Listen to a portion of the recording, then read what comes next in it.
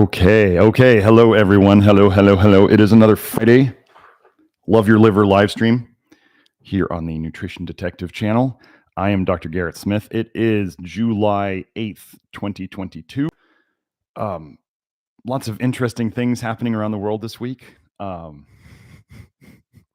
Conspiracy theorists all have their panties in a bunch trying to figure out what's going on. Anyway, I wanted to say I'm really glad that Jill Herman, or Herman, I don't know how to pronounce it, but anyway, Jill gave me a super chat last week about asking about Porphyrias, and I didn't see it. So I'm going to get to it today, and I was just happy to see her in the chat, so I'd make sure that she got to get this information. So anyway, today, we're going to go over Porphyrias and kind of a general approach of mine to see if all of this is connected to, let's say, the common toxicities that I talk about, vitamin A, iron overload, copper toxicity, liver injury, cholestasis, toxic bile in the blood.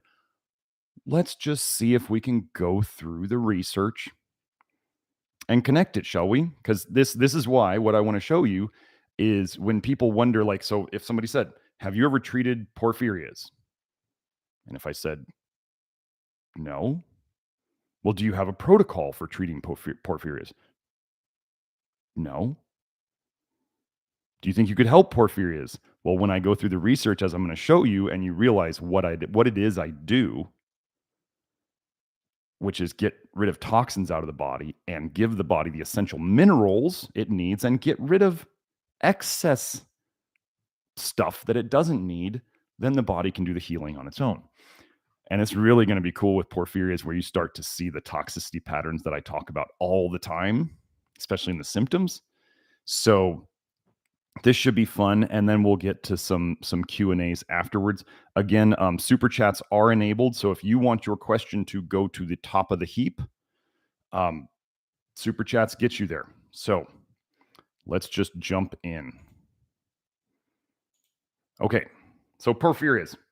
I'm not going to go into detail with what they are. I'll read some of the basics about it, and then we'll go into what likely leads up to it. So here, from the Mayo Clinic itself.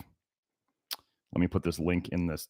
So just so you know, that the links that I cover, I put in the live chat replay, which shows up at the side of the video when we're done. Mayo Clinic says Porphyria refers to a group of disorders that result from a buildup of natural chemicals that produce porphyrin in the body. Porphyrins are essential for the function of hemoglobin, a protein in your red blood cells that links to porphyrin, binds iron, and carries oxygen to your organs and tissues. High levels of porphyrins can cause significant problems.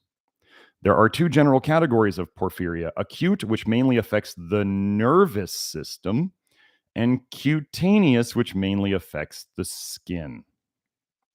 Some types of porphyria have both nervous system symptoms and skin symptoms. Okay. And then they say signs and symptoms of porphyria vary depending upon the specific type and severity. Porphyria is usually inherited. One or both parents pass along an abnormal gene to the child. Although porphyria can't be cured, certain lifestyle changes to avoid triggering symptoms may help you manage it. Treatment for symptoms depends on the type of porphyria you have. Okay, so let's just cover some basics here. Genetics loads the gun, environment pulls the trigger. Genetics loads the gun, environment pulls the trigger. Any geneticist, anyone who's worth their salt in understanding anything about human health understands that this statement is king. You can have all the genetic disorders in the world, but if you do not do things in your lifestyle, in your diet, in your whatever you're doing on a regular basis, whether it's toxicities coming in, nutrients coming in, stuff going out, whatever, if you don't trigger it with your environment, and that includes everything that goes in and out of your body. Actually, people don't usually understand that nutrition Actually, the full spectrum of the word nutrition means everything that comes in and goes out of your body, which would be like environment, right? Genetics loads the gun, environment pulls the trigger. So even if there is a genetic component to it, it does not mean it's automatically triggered. Like people come to me and they go, well, I have the genetics that says like I have a slow ALDH enzyme, which means I detox vitamin A slower. So should I do anything different? You might need to avoid vitamin A even more, but does that change anything about avoiding vitamin A because it's a toxin? No, you still got to avoid it. You still want to not avoid it. Okay, you can't have zero. You minimize it. Some people have to work harder. You know, if you wanted to participate in a sport and you were not genetically gifted in that sport, you're going to have to practice more. This is not a crazy concept, okay? But it does not mean that if you have a genetic problem, I don't like genetics and epigenetics because, folks, it puts you in a victim mentality state.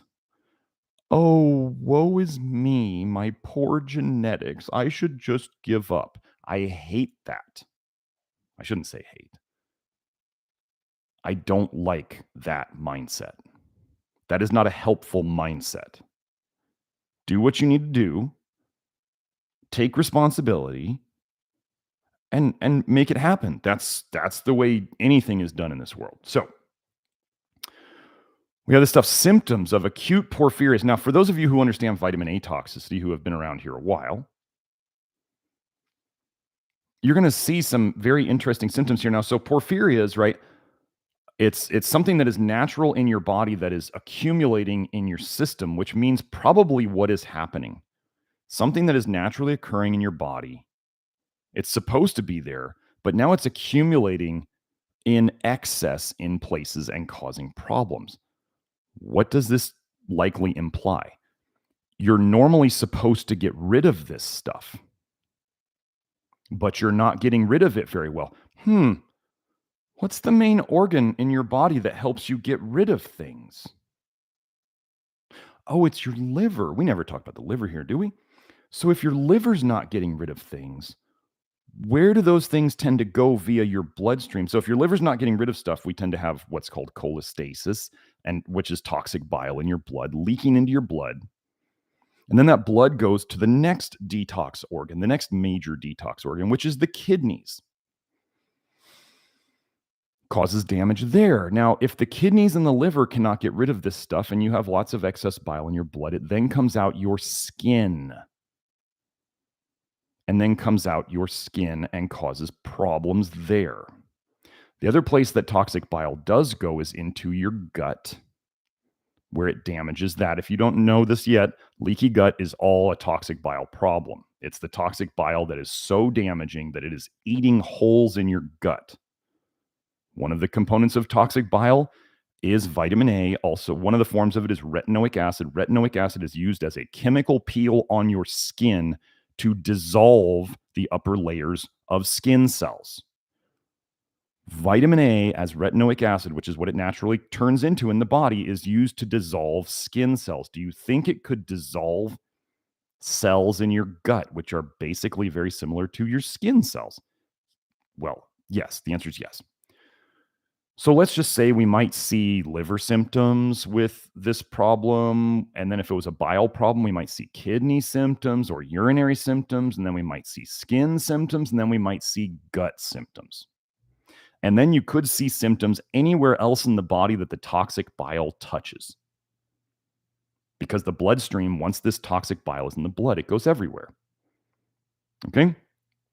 So, signs and symptoms of acute porphyria. So this is like an attack of porphyria, right? May include severe abdominal pain, pain in your chest, legs, or back, constipation or diarrhea, nausea and vomiting, muscle pain, tingling, numbness, weakness, or paralysis, red or brown urine, mental changes such as anxiety, confusion, hallucinations, disorientation, or paranoia, breathing problems, urination problems, rapid or irregular heartbeats you can feel, as in palpitations, high blood pressure, seizures. What could be going through your bloodstream and your digestive system and your kidneys that could cause problems all over your body. Oh, it's the porphyrins. Well, what if we start getting into porphyrobilinogen, porphyrobilinogen? Oh, that opens up some stuff. So anyway, toxic bile goes everywhere. So when you see a situation like this where you see problems all over the body, especially in the liver and the kidneys and the digestive system, and then you can see mental symptoms, you can see breathing problems, you can see blood pressure problems, heart problems, all this stuff, you're looking at a toxic bile problem, okay? So then, cutaneous porphyrias.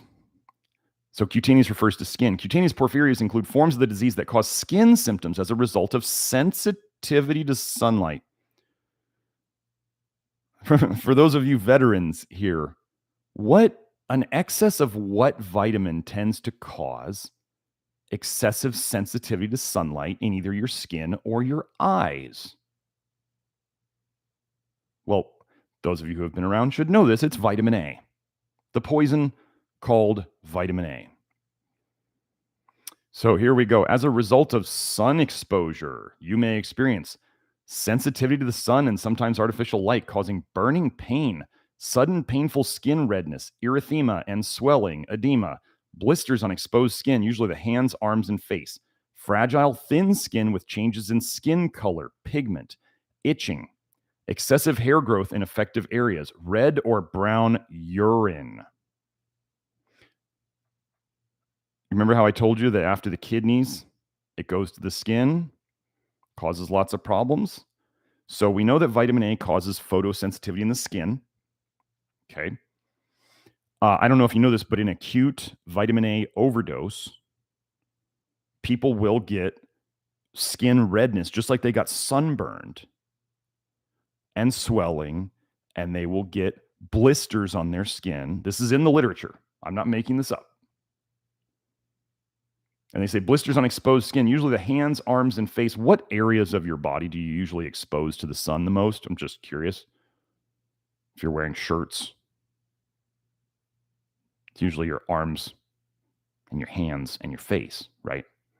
So fragile, thin skin with changes in skin color or pigmentation. Do you know that vitamin A, especially the retinoic acid forms, is highly linked to both hypopigmentation, low pigmentation of the skin, and hyperpigmentation of the skin? Interesting. Itching. Itching is a symptom, they typically call it pruritus, which is associated with intrahepatic cholestasis or toxic bile in the blood. Go look up intrahepatic cholestasis of pregnancy, pruritus, Pruritis, pruritus. The biggest symptom that women complain to their doctors about when they have this is itching. So excessive hair growth in affected areas, I'm not going to go through the details on that, but red or brown urine, there's the kidneys. Okay? So, weird that these symptoms match up so much with vitamin A toxicity, right? What are the risk factors? Okay, so let's just say that we were going to say that porphyrias are probably linked to a liver injury, which causes cholestasis, toxic bile in the blood, which is the mechanism for pretty much all chronic disease and even acute disease. What if we were to look at things that I've talked about in terms of causing bile dumping or liver injury? So if we were doing things that injured the liver further in a situation that already has liver injury, it would make things worse, right?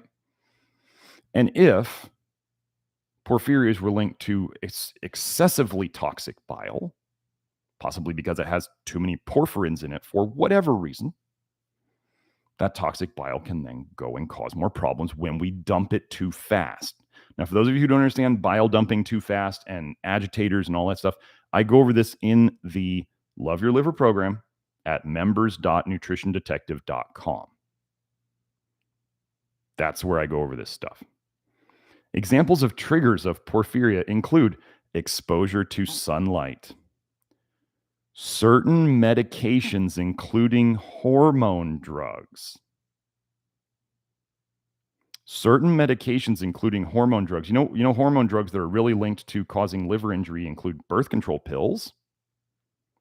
And in intrahepatic cholestasis of pregnancy, they specifically in the research will say that progesterone sulfate is extremely linked to causing and worsening intrahepatic cholestasis of pregnancy. So for those of you Peters who are out there taking all the progesterone you can shove down your pie hole, you're going to regret it.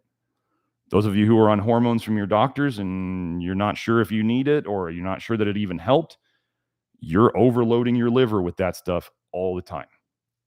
What about other things that cause liver injury? Recreational drugs. Boy, those never hurt a liver, right?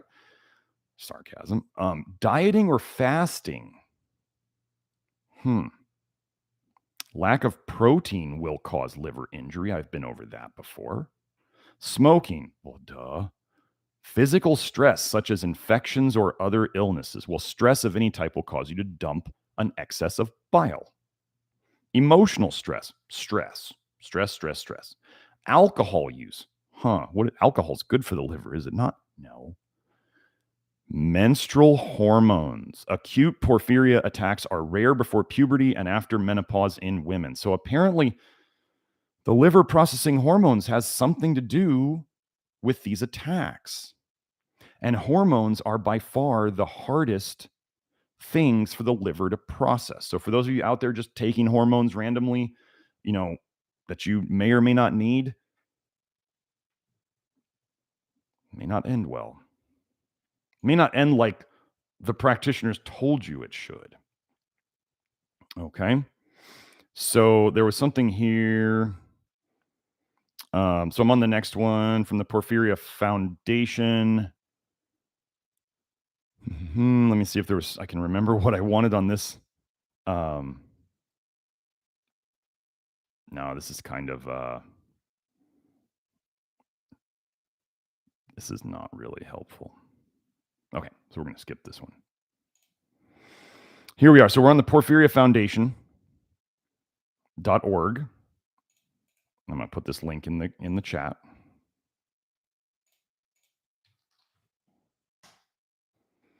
So the page here is a combination of triggers. Now I don't know how this page is not in there. Oh, it's in the patients section, I believe, for patients, and then there's diet and nutrition. Diet and nutrition. How could that affect any of this stuff? But there's an article in here called A Combination of Triggers. I never talk about diet here, do I?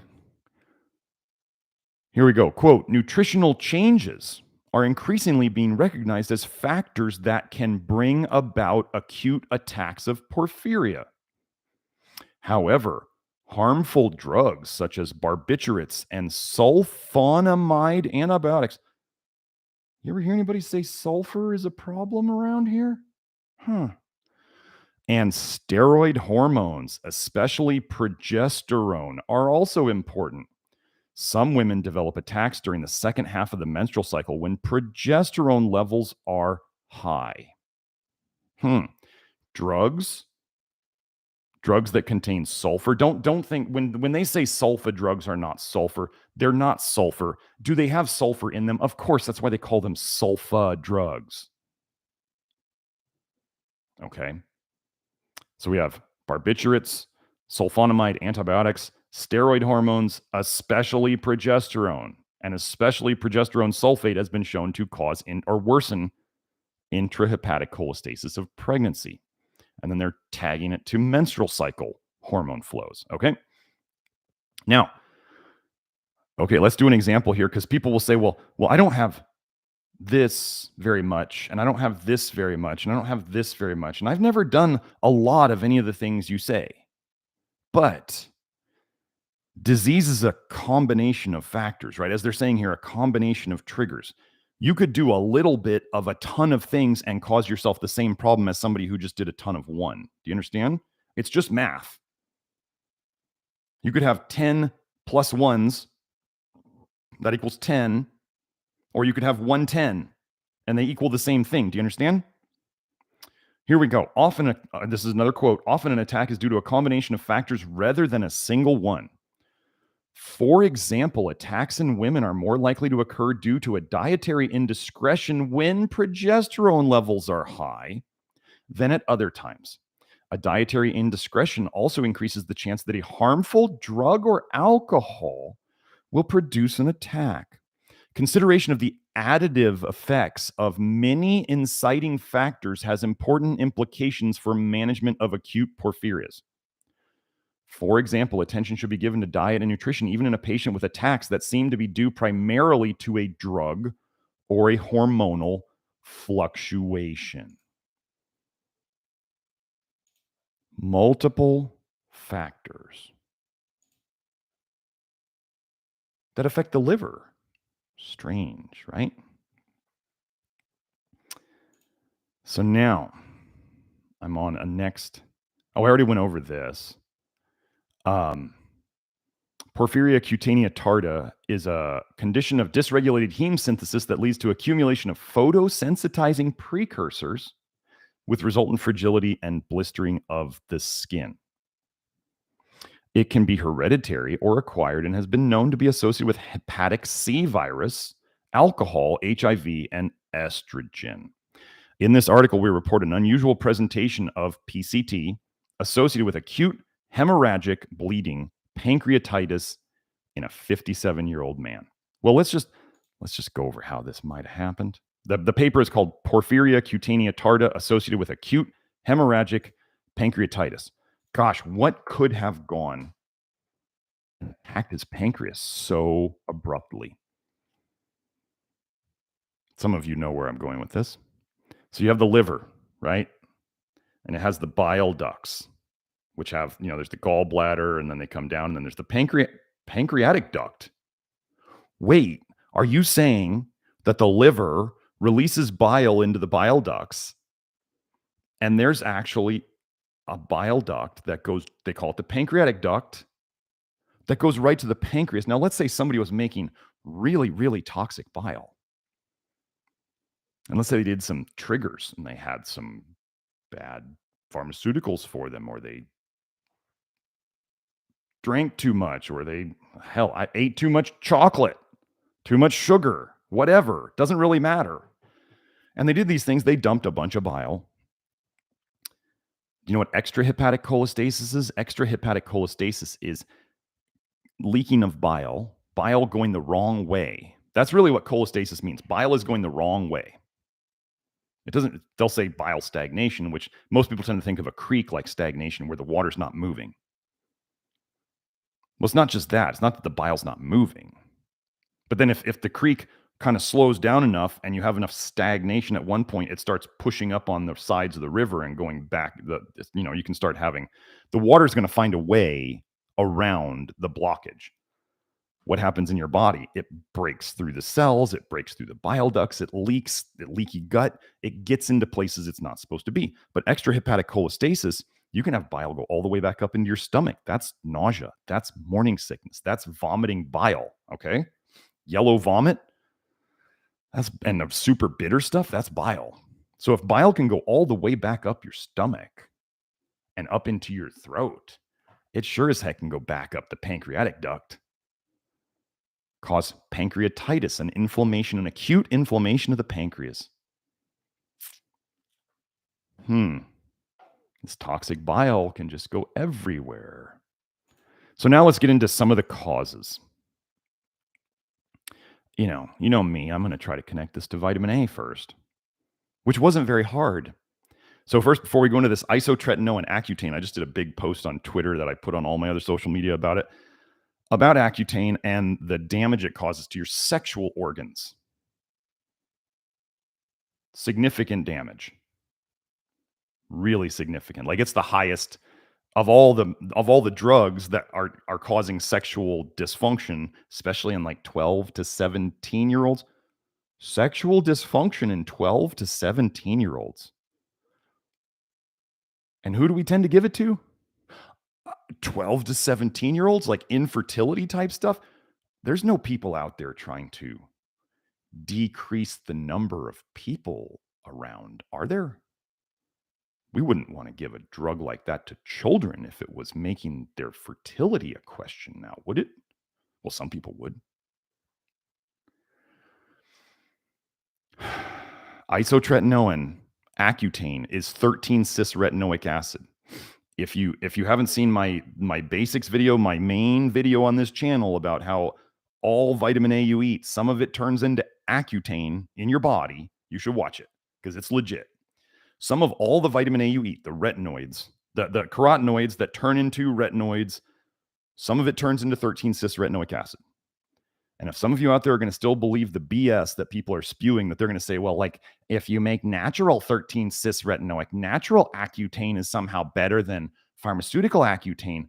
I'm sorry, you're not ready for this channel yet. You're not ready for the truth. You should go and listen to those people until you're broken enough to come back here and get the real facts. Because 13-cis-retinoic acid is the same chemical as isotretinoin or Accutane. You can take it in pharmaceutical pill form, or you can eat vitamin A and make it in your body. I show the research in that other video. So, gosh, can isotretinoin cause porphyrias? Here's a paper called Isotretinoin-Associated Pseudoporphyria. Pseudoporphyria. Because it's a porphyria, but it's not like the ones we expect to see. Genetics loads the gun, environment pulls the trigger. Environment, what you take in and out of your body, pulls the trigger. Let's just read this little abstract because it's very short. We present 2 patients who developed pseudoporphyria whilst taking isotretinoin, Roaccutane. At that time, both patients were receiving other agents which could be incriminated as causing their pseudoporphyria. Wait. They're not just taking one drug that could cause pseudoporphyria. They're taking multiple drugs that could cause pseudoporphyria. Wait, do drugs cause liver injury, which then cause cholestasis, which cause toxic bile in the blood? Oh yeah, I've shown you this before. Okay, let's continue. However, it is significant that these other agents had been long-standing and that the porphyria-like cutaneous skin changes did not develop until after the introduction of the isotretinoin, Roaccutane. In both cases, withdrawal of the isotretinoin resulted in clinical improvement of their cutaneous signs. The interaction of isotretinoin and another agent, rather than isotretinoin independently, may be involved in the development of pseudoporphyria. Well, that's enough for me to link vitamin A toxicity to causing porphyria. Okay, let's keep going. What about one of the other things I talk about on this channel a lot, causing liver injury and being part of, something that other people obsess about? Let me just remind you that for those out there who think that you need vitamin A, somehow the protocol people where they love to obsess about iron and reducing iron, like iron's the cause of all your problems. Well, wait, you lack bioavailable copper, but iron's the cause of all your problems. And somehow I'm out here trying to constantly fix iron overload, and I'm getting copper out of people. And vitamin A in the research, which they advocate taking a lot of via cod liver oil and foods, vitamin A increases your iron absorption. So we now have vitamin A connected to porphyria. Vitamin A increases iron absorption. Gosh, I wonder if we could connect iron overload to porphyrias. Oh, let's go do it. Oh, wait, I didn't put some of these links up. Hold on. Did I put this one up? Let me put the links up. I hate it when I miss links. Got that one. Here's the isotretinoin one. Someday I'm going to get a live stream software. Someday. We just launched, here's one of the reasons I didn't get it this week. We just launched the new redesign of nutritiondetective.com website. So if you guys want to go check it out, nutritiondetective.com. We redesigned the main website. Now, that's not the Love Your Liver program. Is if you want to go directly to it, is members.nutritiondetective.com. That's how you get to the Mighty Network, which has the program in it, the do-it-yourself program. If you want to work with me, look on the main nutritiondetective.com website for the stuff about testing and consultation packages. Okay. So I'm going to put up a blog there, and I'm going to rewrite and update a lot of my old posts from the old research forum I had at nutritionrestored.com. If you want to go check that out, nutritionrestored.com, my old research forum, which is like 400, 500 something posts of mine. Those were the early days of me figuring out all this stuff, and there's tons of gold there. So if you want to look up stuff for free without joining the Love Your Liver program, if you're into that, then go there and you can look up stuff, but it is not updated. It's like 2 years old at this point. And anybody who's been working with me understands that I have made like hyper leaps in 2 years. So maybe 3 years even. So iatrogenic. Oh, that was one thing I went and I searched for. I thought iatrogenic. What does iatrogenic mean? For those of you who don't know, that means doctor caused. That means medicine caused. That means it's their fault. They gave that disease to you. How could you give somebody a disease? Maybe you give them poisons, right? Iatrogenic cod liver oil disease. If you haven't seen my cod liver oil video and how poisonous that is on this channel, the link will be down in the show notes, in the timestamps. I'll put that here. When you get to see the quotes from Weston Price saying that cod liver oil can be toxic to children, you need to pay attention, folks. The guy that these people, the cult, is basing all of their vitamin A stuff around said that if you give children too much cod liver oil for too long, you can injure them. What's that term I use a lot here? Liver injury? Oh, what does vitamin A collect in? The liver. Weird. Iatrogenic iron overload iatrogenic doctor-caused iron overload causing Porphyria cutanea tarda in a patient with a rare nonsense heterozygous urod gene mutation. So they're going to try to blame it on the gene mutation, even though they're saying the doctors caused it. Doctors caused the iron overload, causing the porphyria, but they have a rare nonsense heterozygous urod gene mutation. Okay. But I want you to understand how we can have what iron dysregulation is. Iron dysregulation can be where you look at certain of the blood tests and you see low iron. And you look at other blood tests and you see iron overload. And a lot of practitioners, because they don't understand that this entire problem is centered in the liver, they don't know what to do, because if I give them this symptomatic herb or supplement or non-essential stuff, if I give them this non-essential supplement or this herb or whatever, well, that's we're trying to help bring the iron up, but they've got too much iron over here. So what do I do? Do I have them eat less iron or more iron? Do I have them take these non-essential supplements? Do I have them take these drugs? Do you see how it gets very confusing? Until they understand that the whole problem is centered in the liver, and if you fix the liver health, then the liver, which is supposed to regulate your iron, fixes it. If you poison the liver more, it becomes more and more difficult to regulate your iron. Okay? Let's start here. Quote, Porphyria cutanea tarda is a rare dermatologic condition characterized by blistering of sun-exposed surfaces and elevated hepatic enzymes. Elevated liver enzymes. Weird. It may infrequently occur as the primary presentation of underlying hemochromatosis. Hemochromatosis is iron overload. Let me simplify that sentence. Rarely, it may be caused by iron overload. I just simplified that sentence for you. A 61-year-old female with anemia. One of the symptoms that is well known of vitamin A toxicity is anemia. Okay?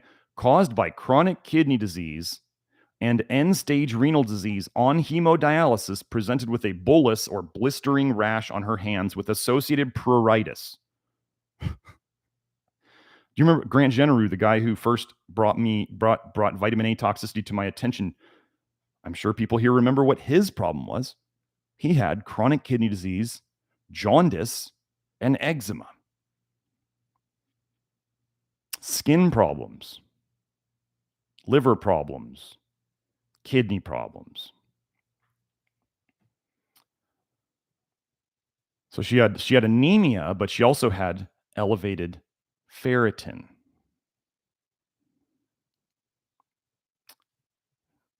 Basically, I'm gonna leave that one alone there. That's enough on that one. The abstract doesn't go much into the detail I want, and I don't want to go into the whole paper. But anyway, so they're saying here iron overload can cause porphyria. We have isotretinoin, vitamin A, active vitamin A. And just so you know, 13-cis-retinoic acid, also known as Accutane, is considered the active form of vitamin A. So what they're trying to say when they say you need vitamin A, the people who don't understand this and say you need vitamin A is they're trying to say you actually need Accutane to live and function and be healthy, because that's one of the active forms. There's three main active forms they talk about. 13-cis-retinoic acid, which is sold as pharmaceutical Accutane. There's all-trans retinoic acid, which is sold as Retin-A. And there's 9-cis-retinoic acid, which is called alitretinoin, and it's sold as chemotherapy. Those are the three active forms of vitamin A. That's what they're telling you. When you eat vitamin A, your retinol, for those out there who push retinol does nothing in your body. The active forms of vitamin A, for those who believe that you need it, are the retinoic acids. So anybody who's selling you on retinol is probably doing that because if they told you needed retinoic acid and you went and you looked in the research about what retinoic acid does to the body, you'd be scared to death. So iron overload can cause it. Now, I could not get this following paper, but I thought, let me go see if copper toxicity be connected to porphyria. Now, I could not get this whole paper, so I'm not saying I know what this paper says exactly, but here we go. Abnormalities in serum copper and iron concentrations in Porphyria cutanea tarda patients and their relationships with other parameters. So, obviously, copper's connected.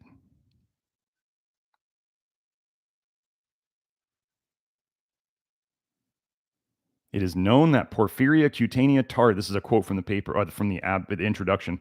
It is known that Porphyria cutanea tarda has many features similar to hemochromatosis, iron overload. That in PCT patients, iron metabolism is altered and iron often accumulates in the livers of the majority of patients.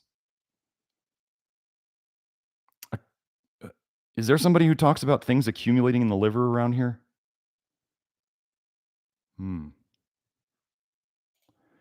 So now, you know how I talk about liver injury, right? Here's a paper. Lamin aggregation is an early sensor of porphyria-induced liver injury. Well, let's talk chicken and the egg here. Was it the liver injury that caused the porphyria, or was it the porphyria that caused the liver injury? Do you think modern medical science is good at figuring out chicken and the egg things? I don't.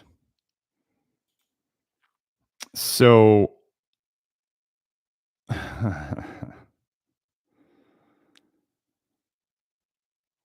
me find a good line in here. Did I post this one?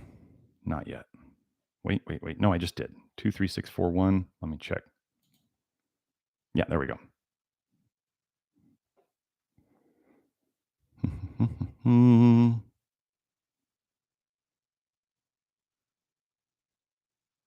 So here we go. Oxidative liver injury during steatohepatitis. That's fatty liver with inflammation. Oxidative liver injury during steatohepatitis result in aggregation and transglutaminase 2 mediated cross-linking of the keratin cytoplasm. This is too complicated for anybody. But transglutaminase, I believe, is very connected to gluten intolerance. So the effect of liver injury on Lamin nuclear intermediate filament proteins is unknown, though Lamin mutations in several human diseases result in Lamin disorganization and nuclear shape changes. Okay. Basically, they're saying they gave mice porphyrias, either by giving them a drug. They gave them a drug and they caused a porphyria. Interesting. Or 2, they had mice that harbored a mutation in ferrochelatase, which is what Jill was asking about, which converts protoporphyrin, is that 9, to heme. Dramatic aggregation of Lamin AC and B1 was noted in the livers of both models in association with changes in Lamin organization and nuclear shape as determined by immunostaining and electron microscopy. So they damaged the liver with a drug, caused a porphyria.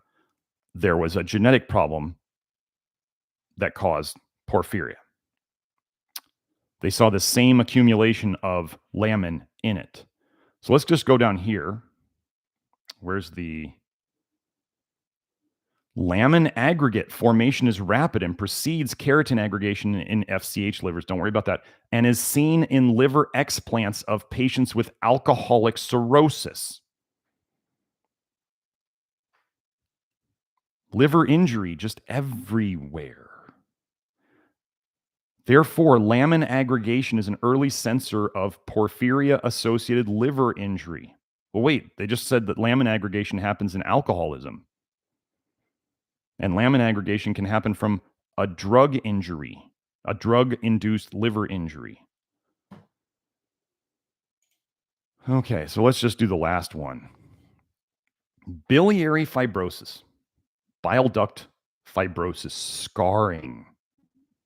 scarring closed sometimes. Biliary fibrosis associated with altered bile composition in a mouse model of erythropoietic protoporphyria. Wait, how would biliary fibrosis happen? Toxic bile caused that? Like scarring of the bile ducts?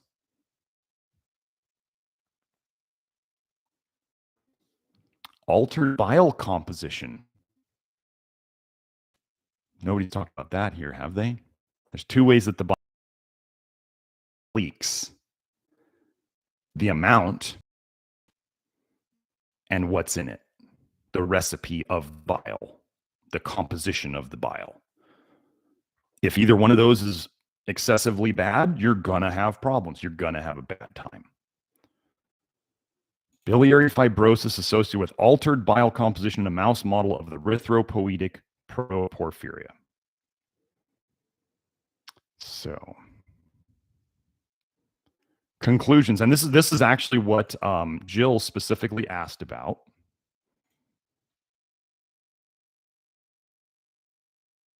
Let's see. Is that the right one? Yeah, I already have that one. Okay, so I already put it. Good. I'm keeping up on my links. That's why I always say the title of the study. So if I ever miss a link, you can always go and search for the title of the study. So let's just go conclusions. Conclusions. Bile formation is strongly affected in mice with impaired ferrochelatase activity. Rather than oxidative processes, formation of cytotoxic bile with high concentrations of bile salts and where's the PP? What are we looking at? Protoporphyrin may cause biliary fibrosis in FCH/FCH mice by damaging bile duct epithelium. Gosh, I didn't realize this line was in this paper. It was so good. Conclusions. Bile formation is strongly affected in mice with impaired ferrochelatase activity.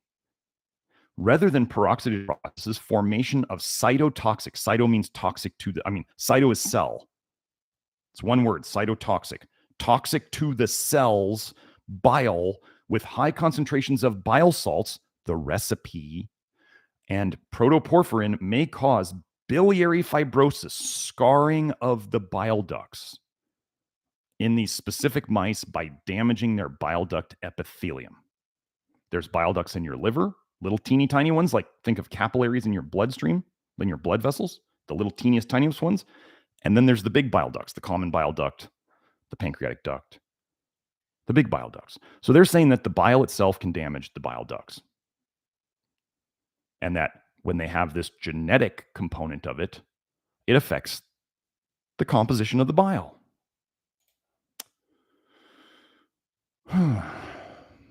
So, after all of that, porphyrias,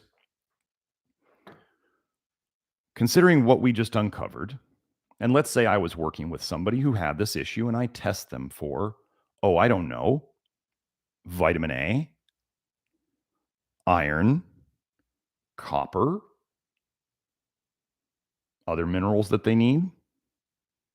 We start taking the toxins out of their diet, the triggers. We put the good in. We stop putting the bad in. Do you see how we could theoretically fix it? And I don't even have to know the person has this problem. We just fix what we know how to fix, and the body does the work. This wonderfully designed, God-given body can heal itself of most things. I'm beginning to think there is a point of no return, people. So if you decide to go and do these other health approaches until you're broken enough, and then you think maybe I'll just save Dr. Smith to come around and save me when I'm up a creek without a paddle, I am starting to think that there is a point of no return. So you wait too long. The older you get, the more intense your symptoms are, the longer you've had your symptoms, and the deeper you drive yourself into toxicity, the harder it's going to be to get you out, the longer it's going to take. I'd suggest you start early, especially if you want to be healthy for what might be coming in this world. There's not a lot of time left. The one thing you're going to wish you had when all the stuff hits the fan is your health. So that's what I have on that topic. But that's what I would do. I would look at we just connected it to potentially copper toxicity, iron overload, vitamin A toxicity, liver injury. What do we do here? We fix liver injury. We fix cholestasis. We stop the bile going into the blood. What does that? Lactoferrin. That's a big help. Some people have to go very, very slow on it. Some people can go faster. But there is the Nutrition Detective Lactoferrin. You can go check out that link in the store. It's best stuff out there. Minerals. Well, there's Keystone Minerals, which I put together, which is good, very basic foundational doses of minerals. It's too much for some people. Some people are too toxic. They can't take it. But for I'd say 80% of people, they can manage one pill a day, and that gets a lot of the stuff that helps with vitamin A toxicity and copper toxicity and all sorts of stuff. So those are both in the nutritiondetective.com store. Those are kind of the foundation. If you're going to do the lactoferrin, I have a link on that bottle to how to start it. And I tell you to start slow. If you decide not to listen to me, and you get smacked down by how toxic your bile is when it starts coming out too fast, I warned you. I put the link on the bottle. It's on the website too. It's on, you can see it. So, okay. So let's get into some questions if we can. I have a little extra time today because today is a day I have Grant Genereux joining me on my inner circle, the video Q&A that I do every Friday after this inside the network, where people get to go and ask me questions and have me kind of like here, but I go into much greater detail and I can be quite a bit more controversial and say things that I couldn't say here. So if you're ever interested in that, you need to be a member of the Basic Love Your Liver program, and we can then you're in there, and then you can get into the inner circle, or you can see those videos later via what I call the Advanced Detox program, which is a month. Those videos are a month old, and you don't get asked the questions, but it's a lot less expensive. So let's go into this. So first question. Remember, if you want to get to the top of the list, send a super chat. But otherwise, I go through them in order. Thoughts on a black beans only diet with some nuts for fats? No beef. Of course, supplemented with zinc and perhaps B12 as it's technically vegan. First of all, there was recently the vegan mother who insisted on feeding her child raw fruit and raw vegetables, and the child died. Not saying that's what we're talking about here, but I'm saying that, okay, in my opinion, the default state is meat. There's like, I think maybe 1% of the population that can thrive on a vegan diet. So one of the sayings I use about the mother who killed her child with an inadequate diet is your physiology doesn't care what your philosophy is. Let me say that again. Your physiology doesn't care what your philosophy is.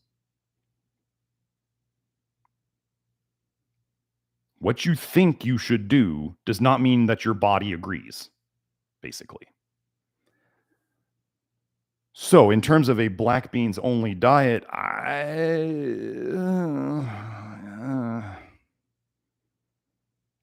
if somebody knew that they did very well on a vegan setup, these people are rare. They do exist. So for like the carnivores out there who are like, humans should eat meat and meat only, and I'm like, I run into all sorts of people who don't feel good doing that. I didn't feel good doing it. I did an all carnivore diet. I got to like day 3 and I was like, my stomach is going, stop eating red meat, like eat something else. And I'm not going to sit there and go, well, I'm just going to ignore my body and just keep shoving this grass-fed beef down it. No, I listened to it and I started eating something else. Was I still eating red meat? Yeah, but I didn't keep shoving down stuff that made me feel bad. So, black beans and walnuts. I think, okay, so first of all, 50 grams minimum protein per day for an adult. 50. The problems potentially with the black bean and walnut proposed diet. First, there would be, that's a stuff load of beans. That's a huge dose of soluble fiber. Too much soluble fiber in people. While I'm a big fan of soluble fiber, I'm a big fan of the right amount for people. Soluble fiber can cause you to dump extra bile, more bile than you can absorb from those beans. You do that, you're going to have a bad time. To get to 50 grams of fiber, 50 grams of protein from just beans and walnuts, that's going to be a lot of beans. That's a lot of beans. If your gut can't handle beans, or if it's just too much soluble fiber and it's all just fermenting in it's fermenting in your gut, because the gut bacteria can break down soluble fiber, you may not feel good. Might be hard to get enough calories too. I mean, if you think of 2,000 calories of black beans and walnuts, that's I just think it's going to be really, really hard to fit all that in your gut and not have symptoms. Now, zinc. Adding zinc, probably a good idea because that's going to be an inadequate diet in overall zinc, especially if you're trying to detox vitamin A. So that would be testing, not guessing, not just throwing down zinc and hoping, like Hail Mary with a blindfold on and hoping that you get enough. B12, probably. I'm not going to get into the discussion of B12 here too much, but yeah, that's going to be deficient. It's an absolutely taurine deficient diet. Taurine is very important binding to aldehydes, especially retinaldehyde. I've been over that paper before here. You can just Google or PubMed taurine retinaldehyde. Taurine binds to retinaldehyde. It's probably what protects your eyes from vitamin A, because vitamin A destroys your eyes. It's not good for your eyes. It destroys your eyes. Why is vitamin A bound to so many things in your eyes? So it doesn't hurt your eyes. That's why whenever you hear about binding stuff, it's generally protecting you. It's not delivering things. These things can move through your body just fine. It's when they're not bound that they tend to cause problems because they go places they're not supposed to go. But in terms of the default state, to not worsen liver injury, Enough protein, that's important. Enough zinc, that's important. Enough taurine, that's important. Enough B12. So all of a sudden, so what you're saying here, Ilyas, is you're having to supplement this diet with zinc, with B12, potentially with taurine, because it's an inadequate diet. So you're trying to do an inadequate diet and then add stuff to make it hopefully adequate. And it may be overkill on soluble fiber. It may not be, I mean, the whole idea of complete proteins, it could be not enough of certain amino acids. That would be an experiment that you'd have to do on your own, and I'm not endorsing that, because it's your life, and I'm just not telling people what to do on this channel in terms of very specific stuff. So that's up to you. If you do it, let me know how it goes. Let me just give you one pattern that I've seen in my clients. I've had several Indian clients, like clients from India, and they don't eat a lot of beef there, right? And they do a lot of stuff like, turmeric and ghee and a lot of stuff that is really high in vitamin A. And when they start trying to detox, it goes really rough for them because they have so much vitamin A in them and they are so zinc deficient. And taurine is the highest in beef, and they don't really eat a lot of beef there at all because cows are sacred, right? It can be a disaster. This is why I say here, this is not a game. You start playing with a diet like that really hasn't been approached before in this, that's a game. You're experimenting. It could go really badly.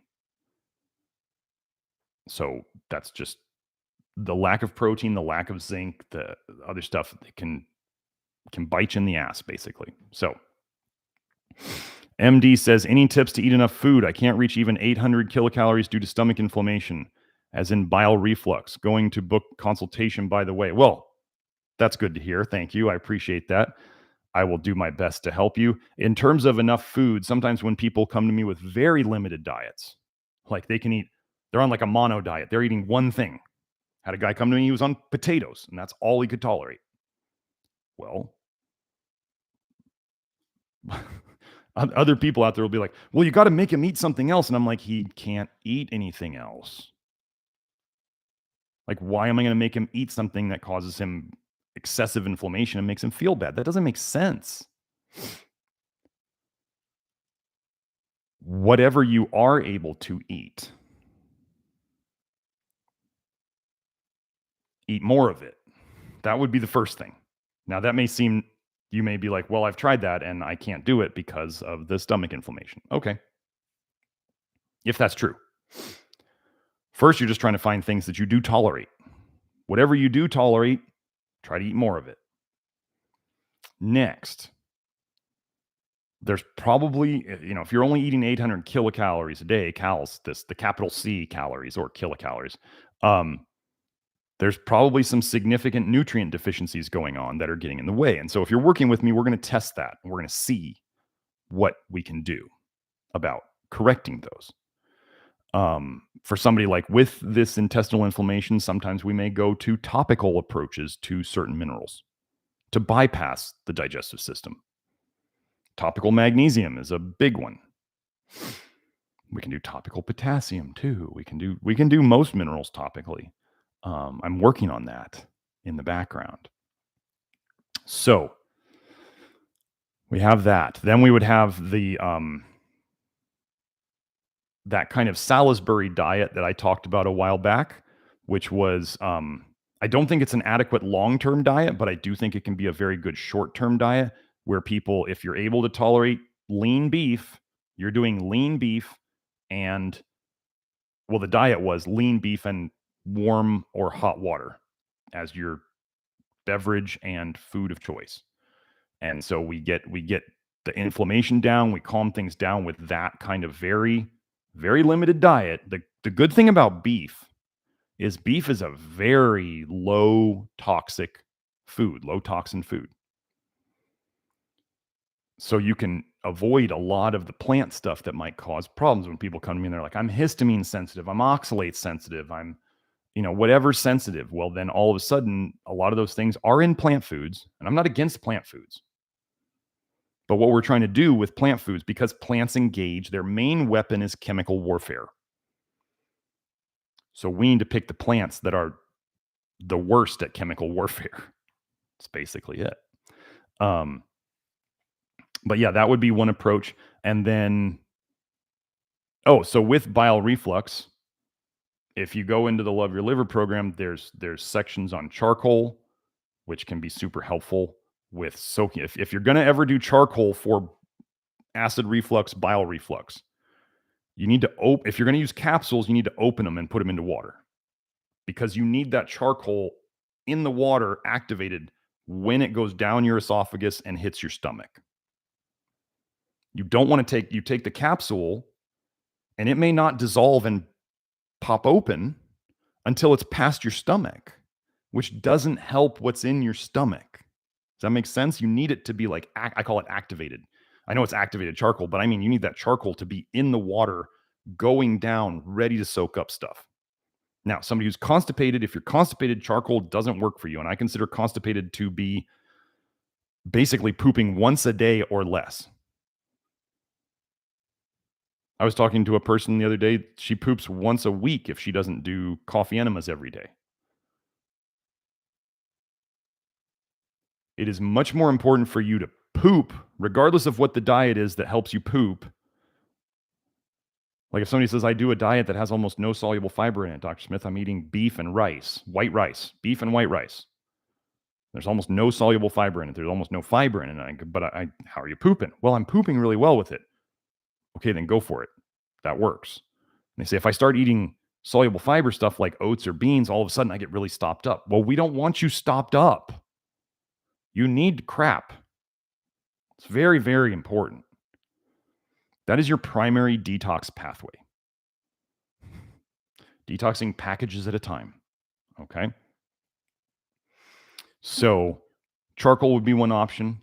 Other soluble fibers, kind of like isolated soluble fibers that you tolerate, whether that's apple pectin, whether that's finely ground psyllium fiber, finely ground. I say that for a reason, finely ground. If you want it to not be extra nasty and to absorb as much bile as possible, finely ground psyllium fiber. I have one on my Amazon list.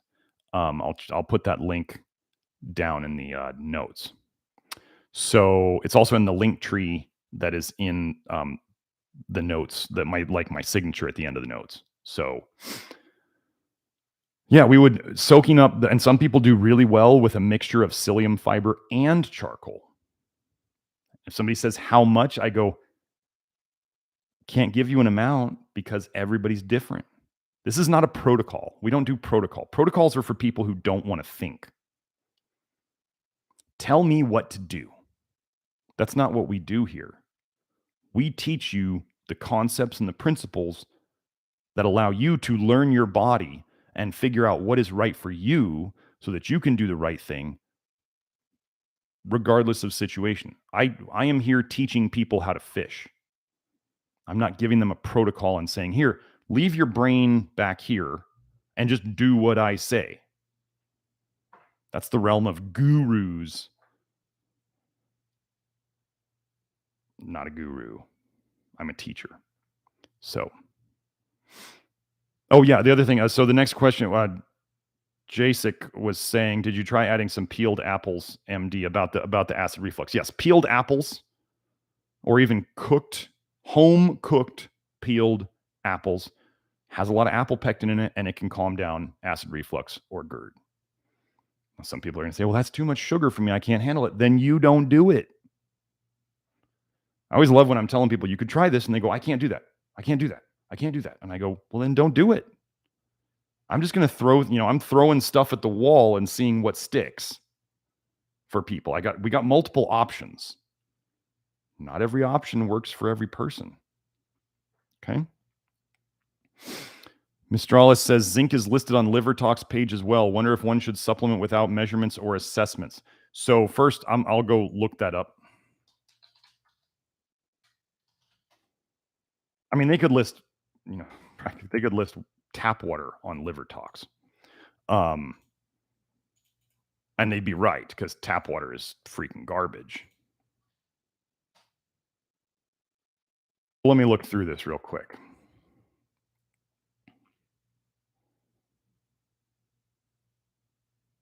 So I'm looking at the introduction. Zinc has not been associated with worsening of serum enzyme elevations during therapy or with clinically apparent liver injury. Let's go over that again.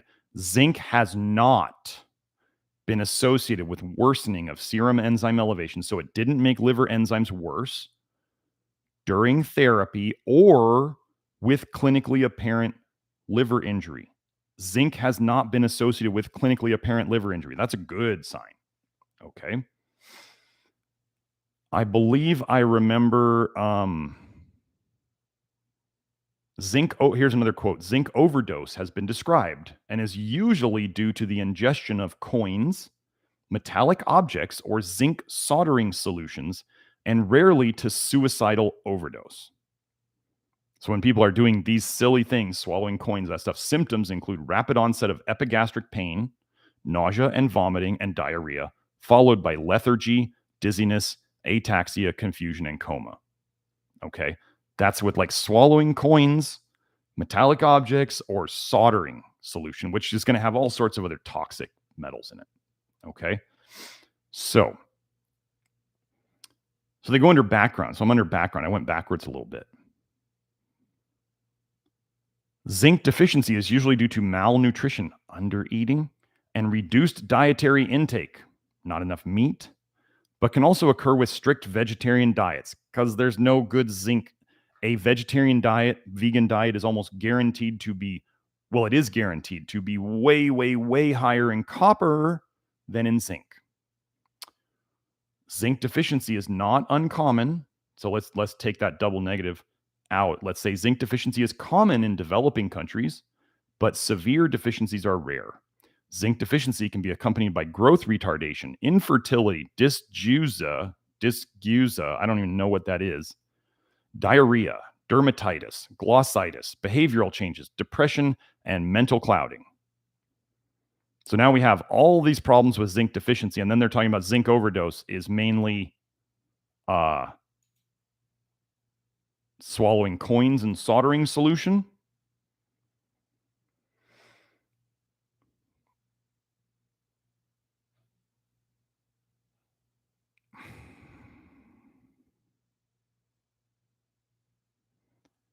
Hepatotoxicity in case series and small trials of zinc therapy in patients with Wilson's disease. That's an excess of copper. Okay. That's like a genetic problem with getting rid of copper. Listen to this. Adverse events have included gastrointestinal upset. My tummy hurts. But serum enzyme elevations and clinically apparent liver injury were not reported. Patients with Wilson disease, copper overload, copper toxicity, frequently have liver injury. Oh, you mean copper toxic people have liver injury? Oh, but bioavailable copper, Dr. Smith, it's BS. Okay, continuing. Patients with Wilson's disease frequently have liver injury, and in most case series, zinc therapy has been associated with slow improvement in the hepatic manifestations. Oh, they're even trying to make it look bad for zinc, and they can't. Occasional patients with Wilson's disease who are switched from penicillamine, a copper binder, to zinc therapy develop mild elevations in serum aminotransferase levels, that's liver enzymes, but these are more likely due to worsening control of copper balance and the underlying Wilson's disease rather than direct hepatotoxicity, liver toxicity of zinc. Zinc overdose can be associated with liver injury, jaundice, and even hepatic failure, usually arising after several days and resembling injury from copper or iron overdose. Weird that, what are the things I try to get out of people through the bile? Copper and excess iron. What do I believe zinc actually helps the body to do? I believe it helps the body to produce more bile and excrete more bile, which is what we need to do to get out of this toxicity. But you do it too much, too fast, and you put more bile in your blood and you feel worse. The bile is the solution and the cause at the same time. So you better be careful. This is where the "this is not a game" comes from. You don't know what you're doing, you might make the problem worse. Okay? But so let's say zinc made more bile and it excreted more bile. And people were taking a ton of zinc, maybe even swallowing zinc solder or taking zinc coins, and they have tons of zinc going into their body. What am I saying that would cause? A massive dumping of bile, which contains what? Vitamin A, copper, and iron. Oh, let's read this paragraph again then. Zinc overdose can be associated with liver injury, jaundice, and even hepatic failure, usually arising after several days and resembling injury from copper or iron overdose. You dump all that bile with copper and iron in it and you leak it into your blood and you get symptoms and signs of copper or iron overdose. Is it the zinc that's the problem? Maybe not. Of all the research I have looked at with zinc, and if you decide to take this little bit of rope I'm giving you and go and hang yourself with it, don't blame me. All the research I have looked at on zinc toxicity talks about over 100 milligrams of zinc a day. Am I saying that you couldn't develop zinc toxicity from less zinc? No, I'm not saying that. This is why I test. I test blood and hair for zinc, and I talk to people about their past reactions to zinc, and I give people a slow, steady ramp up of zinc so we can watch how it's going. I take the most care with zinc dosing of anybody out there. We don't mess around with zinc. Do I think that 30 milligrams, considering every toxicity case study is 100 milligrams or more, it's typically 200. The most common one is 220 milligrams of zinc sulfate. I would never use sulfate anything, including magnesium sulfate, Epsom salts. I wouldn't use zinc sulfate. So, because sulfates add a whole nother level of problems. So I wouldn't megadose zinc at 220 milligrams, and I wouldn't use zinc sulfate. Sulfur slows down your detox. Remember, you have been lied to from every angle. Sulfur does not help your detox. Sulfur slows your detox. And I've been over this before on this channel. So after all that, is zinc on the Liver Tox website? Yes. But did you see how hard they tried to show that zinc was toxic? And all they could show was my tummy hurts, which if you didn't know, let's say zinc increased bile production and bile dumping. You take a zinc pill, it increases bile production and bile dumping. And let's say you have a little tendency for GERD, acid reflux, which is really bile reflux. So the zinc comes in, triggers a bile dump. Some of that bile goes backwards up into your stomach. What did they say zinc in or bile in your stomach could cause you? Nausea. Do you see gastrointestinal upset? Nausea. Take your zinc with food. If you take your zinc and you get nausea, eat more food. Next time, have a better meal. Eat more food. You will not get nausea. Why? What would the food be doing to the bile? It would be soaking up and mixing with the bile so that less of that bile is touching the sides of your intestinal system, which would then be causing the symptom of nausea. When you understand the bile, everything starts making sense. Everything starts making sense in terms of human health. Zinc is not a game, but am I worried about people taking 15 milligrams of zinc a day or 30 milligrams of zinc a day, which is what's in one Keystone Minerals? No. Can some people take that amount of zinc and not feel good? Of course. They're usually super copper toxic. And the thing that I'm finding in the people I've been talking to lately who don't react well to zinc, there's almost always mold toxicity going on in their house. I just had 2 people the other day who were like, I can't take any zinc. They couldn't even take 2 milligrams of zinc without a negative reaction. One person. And the other person couldn't take any zinc either. These two women could not take any supplements. They were like, I'm super sensitive to all the supplements. And I said, one of them I already knew had a mold problem. But the other one, I go, is there potentially an issue with mold? And she's like, oh yeah. You cannot detox while you're still intoxing. If you live around mold, you are intoxing every single day. Get that mold problem dealt with. Do not put it off. Do not wonder why you're sick when you have mold in your house. Do not guess, do not look for other things. Don't just go searching for every health practitioner on the internet for a solution to your problem when you have mold in your house. Deal with the damn mold. Get a professional. Stop messing around. I'm telling you, and you may be like, well, that's really expensive and I don't know if I can deal with that.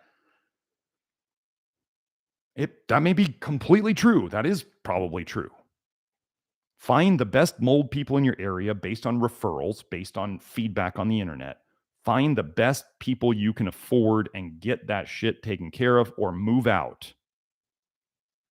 Or you will not get better, you will only get worse. You cannot poison yourself every day and wonder, why am I getting sicker, and why do I react to every single supplement I take? Why am I constantly getting worse? Even people who work with me, where I'm like, you know what happens when people work with me and they're not getting better and they seem to be sensitive to everything? What's one of my first questions? Is it possible there's mold in your house? And either I get an I don't know, but possibly, or yeah, we have a mold problem. And what do I tell them? If you can't afford working with me and getting the mold out of your house because I'm ethical, I don't give them a mycotoxin blood test and then give them a bunch of BS supplements to try to pull the mycotoxins out of their blood when they're constantly putting mycotoxins in their blood every day with where they live. I tell them, stop spending your money with me and get the damn mold dealt with. If you can't afford to do both, fix the mold. Some people will be like, well, I'm planning on moving out of here in 6 months. And I'll be like, well, okay, if you can't take supplements till then, we just work the diet. We do the best we can. And then maybe once you move out, within about a month, you'll probably be able to start taking supplements again. And we can start getting rid of these nutrient deficiencies. And we can get the minerals in there that your liver needs to run the process to get rid of all those stored mycotoxins. I don't need to run a mycotoxin blood test on anybody. It's a waste of money. If you got mold toxins going through your blood, you're either living in a moldy place or you're eating a ton of moldy foods, like people who eat fresh or pre-ground pepper covered in mold, peanuts covered in mold. Here's a fun thing. When you shell a peanut, as you shell enough of them, look on the inside of the peanut shell and you'll see like a white, fuzzy, kind of a shiny white lining on the inside of the peanut shell. That's mold.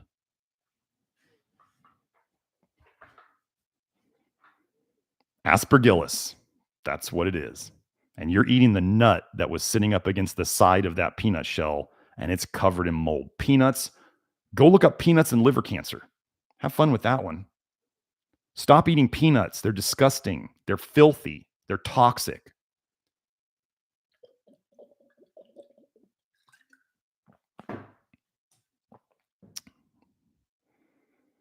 I hate to be the bearer of bad news. I mean, peanuts taste good. I'm not going to deny that. But as I've said before, if they could make crap taste good, people would eat it. What was that thing I just saw the other day? Was it in Japan where they were turning like sewage water into something? They're going to feed you shit.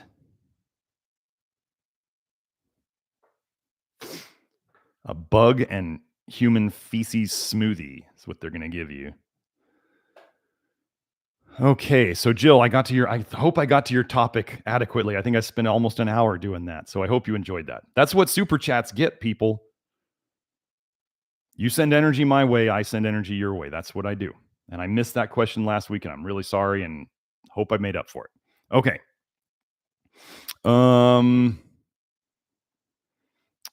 Maggie Caspin says, hi, Dr. Smith. What are the root causes of poor facial development? Thanks. Oh boy, I hope I can find this. Let me see. I'm going to go look at my old research forum. So it's nutritionrestored.com/blog forum. This is where you can go, and there's a little search box there, and you can search for all sorts of things there. Eventually, I'm going to turn all of these into blogs and move them to my new website. But let me see if I did an article on this.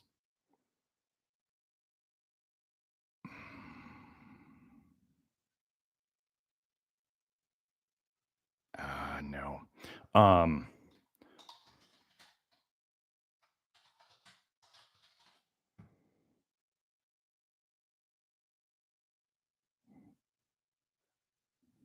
I have found this before. Let me just say,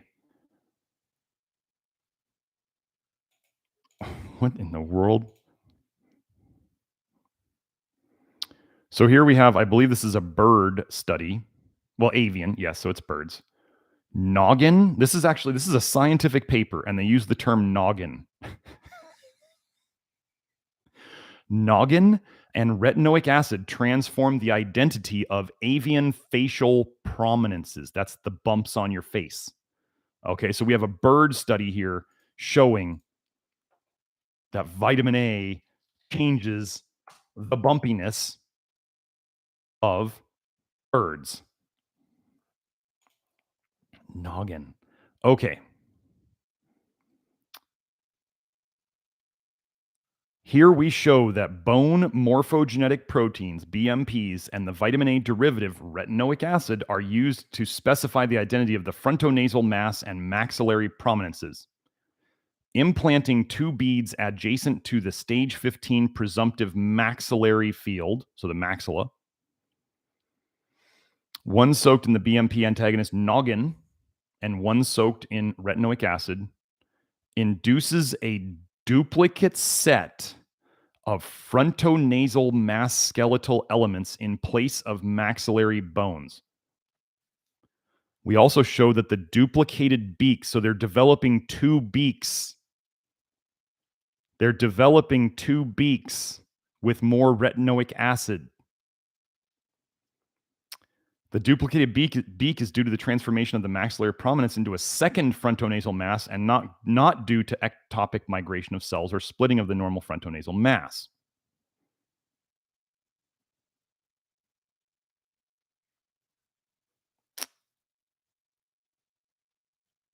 I'm just going to read this other paper, the title of this other paper.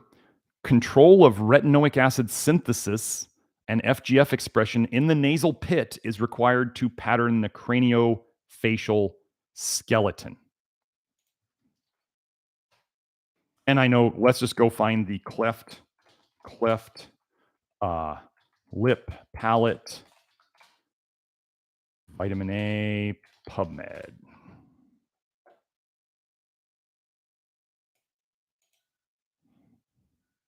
Here's the paper, Vitamin A and Clefting, Putative Biological Mechanisms. Oh, let me go over one other thing. Spina bifida, right, which is why women are supposed to eat enough folic acid, is to prevent what they call the central, the central nervous system, not central nervous system, but the central spinal defects. I'm not remembering the term right now, but it's the sealing up of the spinal cord. It's funny that the vitamin A toxicity symptoms of birth defects exactly mimic that of folate deficiency birth defects. And if you go on this channel, I have a whole video in the notes. You'll find the link about how vitamin A depletes folate. Vitamin A depletes folate. Vitamin A toxicity symptoms, birth defects, look exactly like folate deficiency birth defects. So weird. There's no mysteries anymore when we start figuring this out. It's just been hidden from us, and science loves to be like, well, we're not sure. You can't prove that. Correlation is not causation, and blah, blah, blah, blah, blah.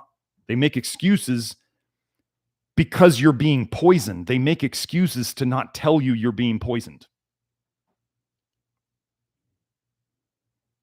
I always like the one, vaccines are the leading cause of correlation. I love that saying. So, vitamin A and clefting, putative biological mechanisms. Nutritional factors such as vitamin intake contribute to the etiology, the development of cleft palate. Vitamin A is a regulator of embryonic development. Excess vitamin A can cause congenital malformations such as spina bifida and cleft palate.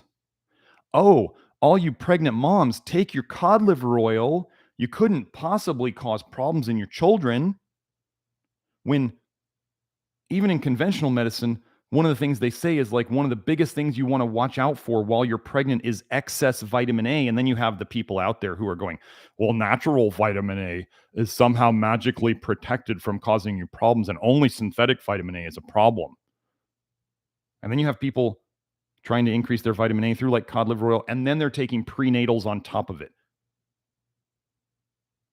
And everybody wonders why their children are born with allergies and asthma and all of that stuff. Let me get those papers for you. Let me find that.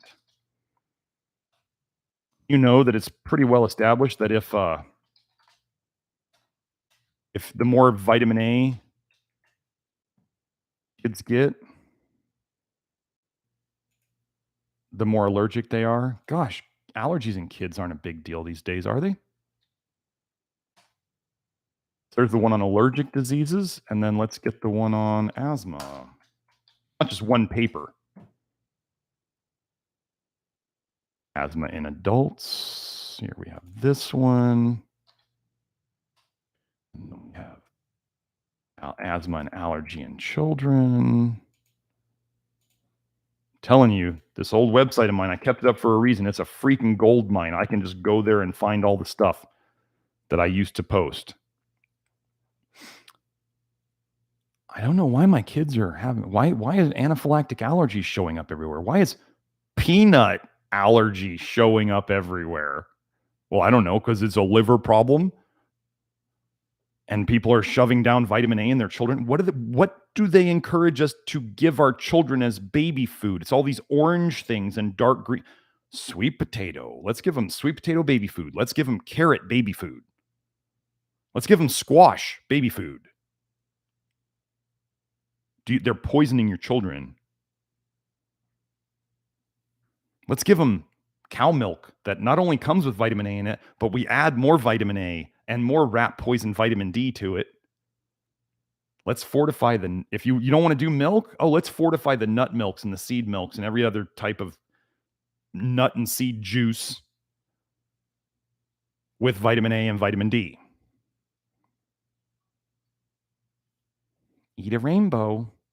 Oh, or no, the best part is, you should shave shave some liver into the baby formula and put cod liver oil in it. Those people are poisoning children. And they'll deny that vitamin A toxicity even exists from whole foods. While all the people I know who do it are sick as dogs. The longer they're in it, the sicker they get. I used to go to some of those chapter meetings. No one there looked healthy. No one. The people who were in it the longest looked the sickest. They were either super skinny or super heavy. Those are the two directions that liver disease goes, people. They go super heavy, which is most people. Look at America.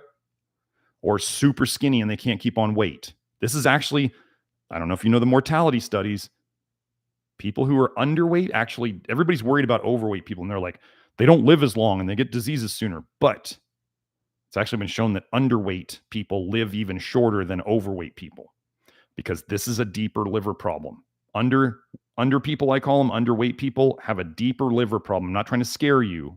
It's just the nature of the beast. Underweight people have deeper liver problems than overweight people. They also don't have as much of a sink, if you know what I mean. Like when we're thinking of a toxin sink, overweight people can make more body fat to store more toxins in.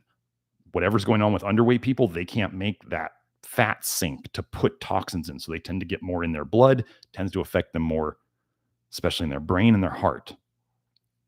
It's just the way it is. I can't change it. I just observe it. So,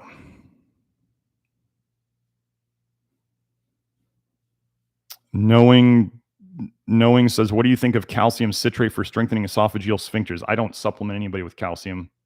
I definitely don't supplement with citrate. Citrates are mostly derived from they come from citric acid. Calcium plus citric acid makes calcium citrate.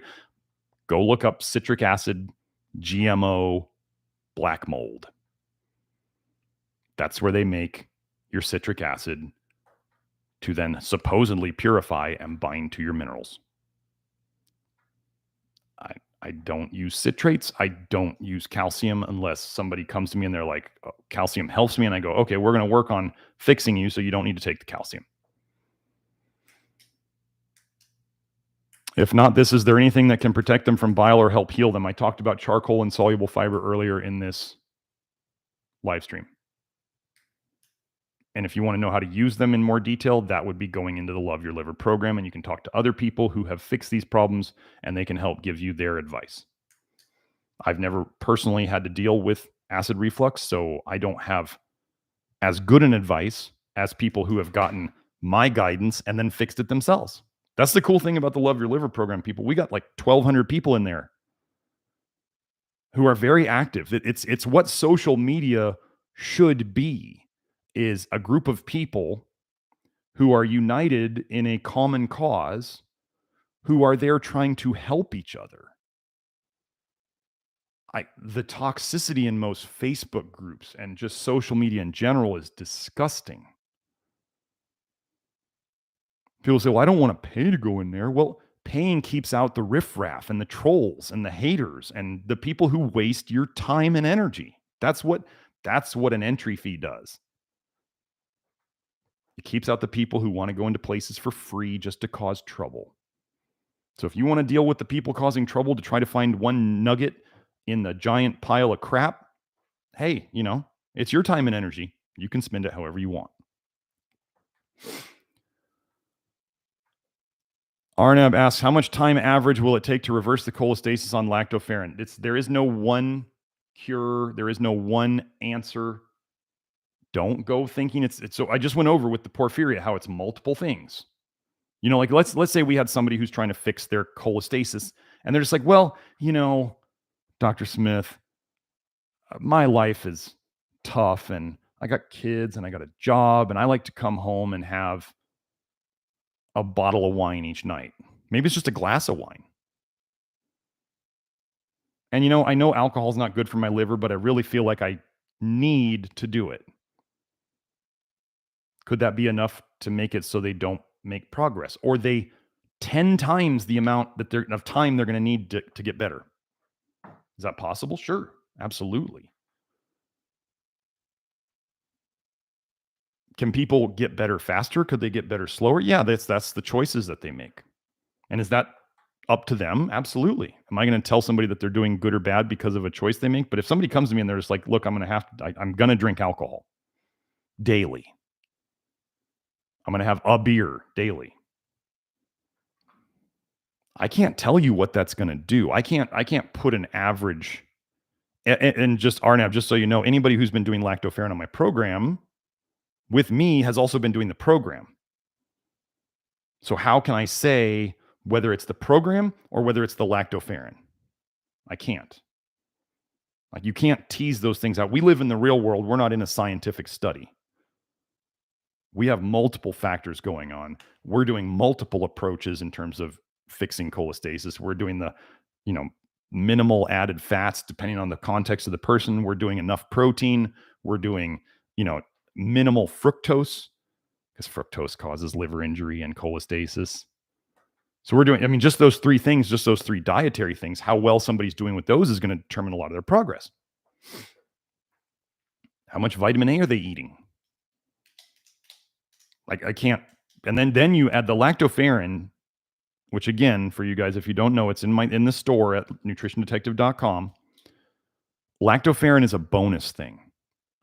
What does lactoferrin do? It can help you increase your bile dumping and excretion, which is part of getting better. But also, if you push it too hard, as people have learned, it can bite you in the butt, because if you make a bunch of extra bile and you're still leaking bile into your blood, you can feel worse. It's not a game. That's why my instructions on lactoferrin are probably 2 or 3 pages long on how to introduce it, because I care. But lactoferrin also has research showing it increases the replication of cholangiocytes, which are your bile duct cells. Well, which part is often leaking bile into your bloodstream? Your bile ducts, whether it's inside your liver or it's the common bile duct and the other bigger bile ducts outside the liver. And there's research on lactoferrin helping heal leaky gut, which is another way you leak bile into your blood. So, could we accelerate progress with the lactoferrin? Yes, I do believe it's an accelerator if people do it right. People push it too hard. I call it the lactoferrin cold, and you're not going to feel good. So I can't put a number on that. I can't. So Hope, who's been doing the program for a while with us, hi Hope, and she's been doing a real good job. She said, I had gotten sun poisoning when I was really toxic. I can now be in the sun all day without even getting pink, and I live in Oklahoma. We see this all the time here. So some people are going to misinterpret this. For you pale white people out there, especially, here's one. The more toxic you are, the more reactive you're going to be to the sun, whether it's on your skin or your eyes.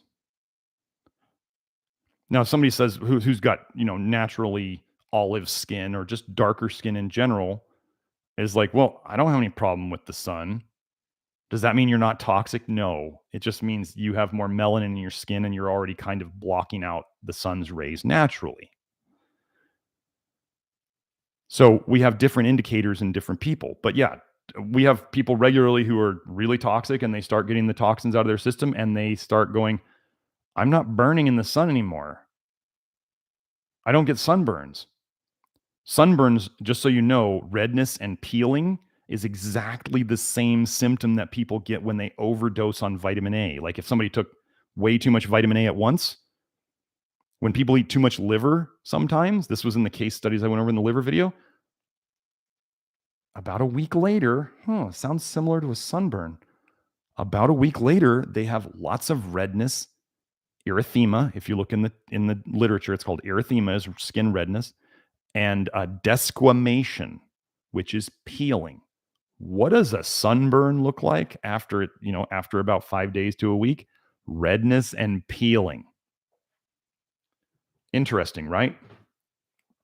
What might the sun be reacting with in your skin that causes redness and peeling? Oh, vitamin A, maybe.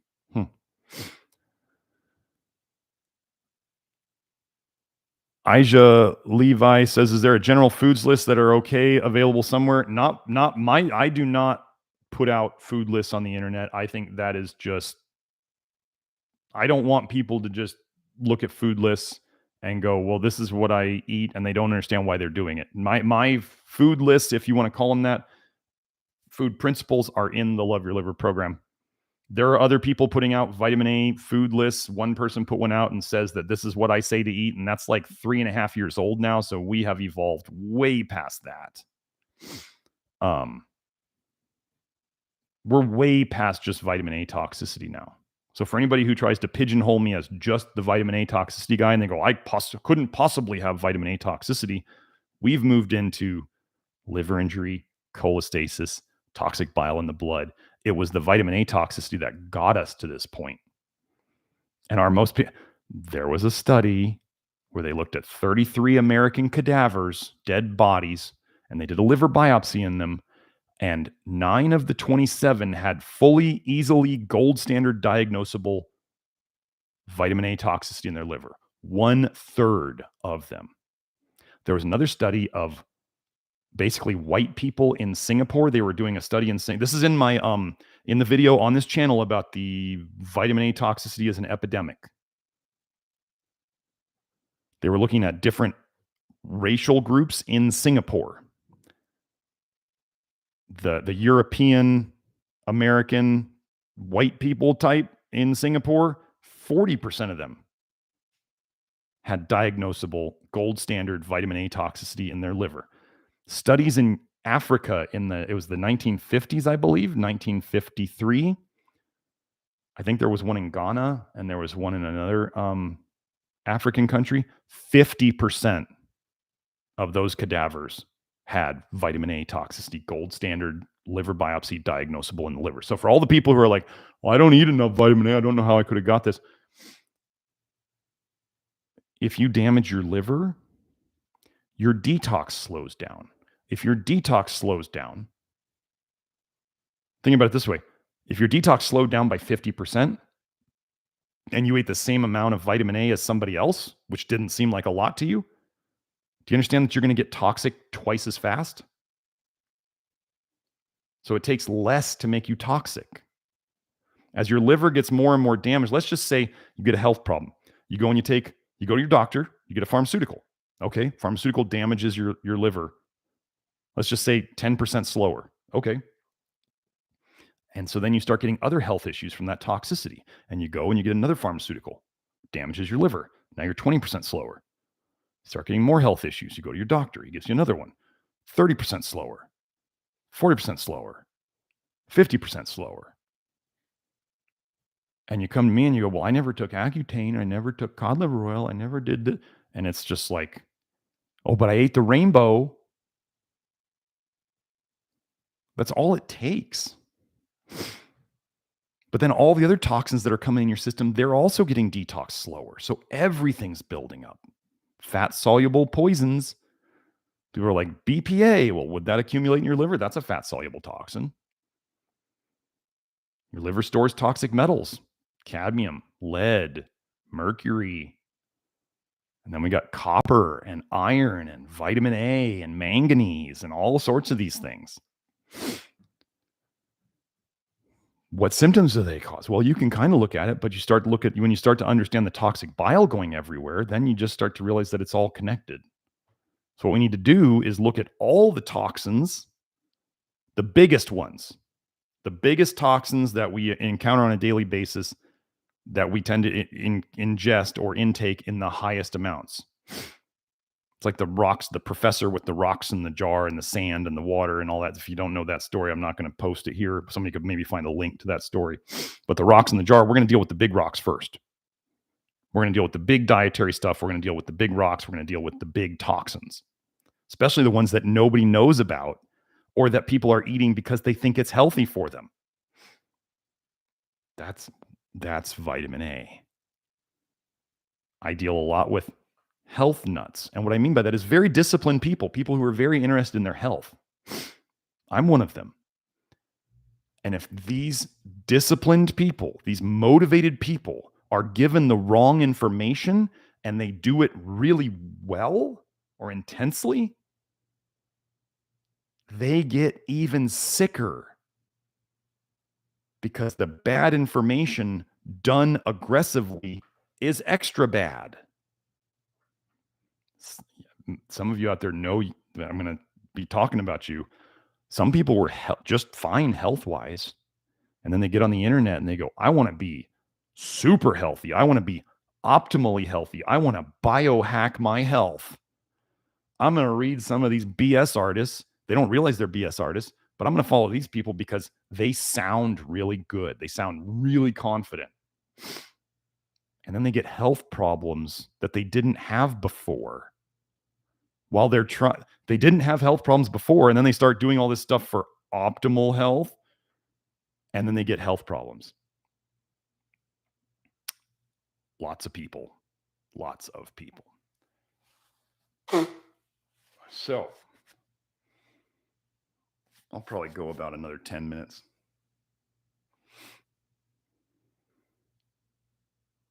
Jill Herman, the one who asked about the Porphyria, she says, my daughter was born jaundiced. So that means she was born with a liver injury.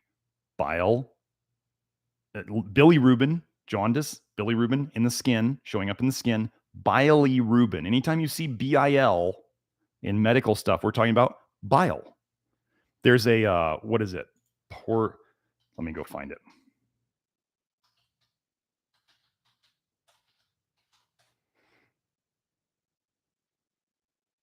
Porphobilinogen.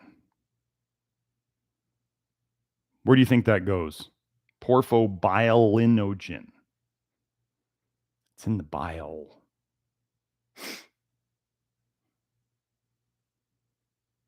And then they're saying, oh, it comes out through the kidneys. Oh, should you have bile in your blood? No, you should not. You should not have any bile in your blood. So if you have porphobilinogen in your blood, it's probably coming out of your liver, and then it's damaging your kidneys, which is that red and brown urine that you kept hearing about. So anyway, continuing on Jill's thing, I think I passed on a toxic amount of copper to her. My copper is super high on HTMA, hair analysis. Could copper and hypervitaminosis A cause deficiency in enzymes in heme production? I mean, yeah.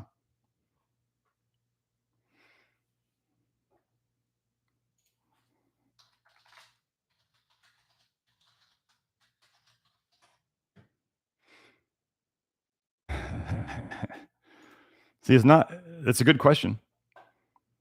Here's a paper. A possible role of copper in the regulation of heme biosynthesis through ferrochelatase. I'm sure, and I don't know if this paper is going to say it's good or bad.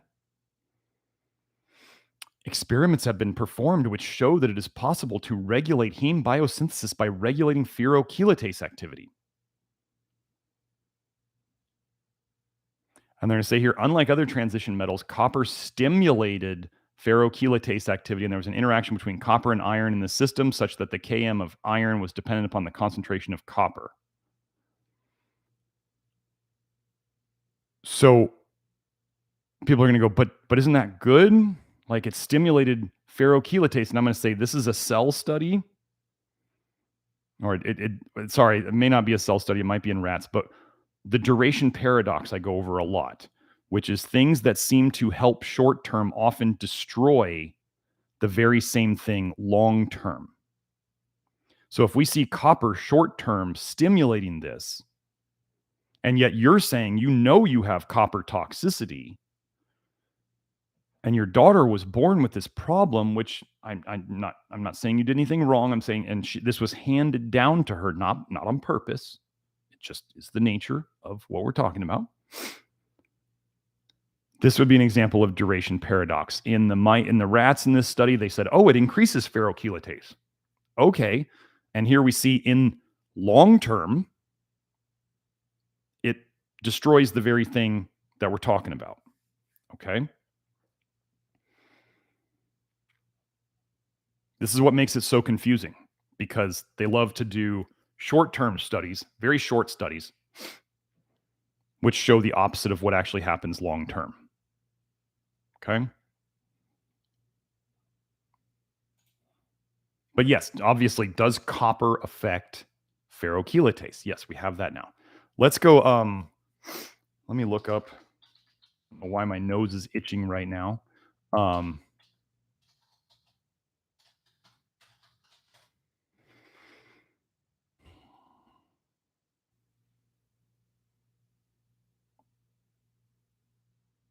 Trying to see if vitamin A is connected to ferrochelatase.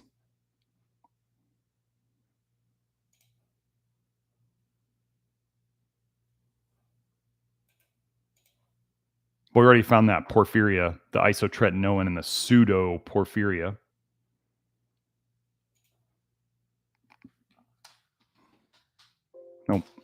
Nope, nothing's really coming up. I'm gonna abort that search. But anyway, yeah, we saw the copper, and so we now know copper affects ferrochelatase. You had copper toxicity. So we start connecting it, and then we start going, okay, well, so what are we going to work on? We're going to work on getting toxic copper. All copper is basically toxic, but you're never going to get to zero in your diet or on your blood tests. So don't try to do that. But copper is toxic. There is no such thing as bioavailable copper, other than bioavailable copper means copper that gets into your system. Binding niacinamide to copper so that it oxidizes slower does not change the fact that copper is still toxic in the body. Don't let them fool you.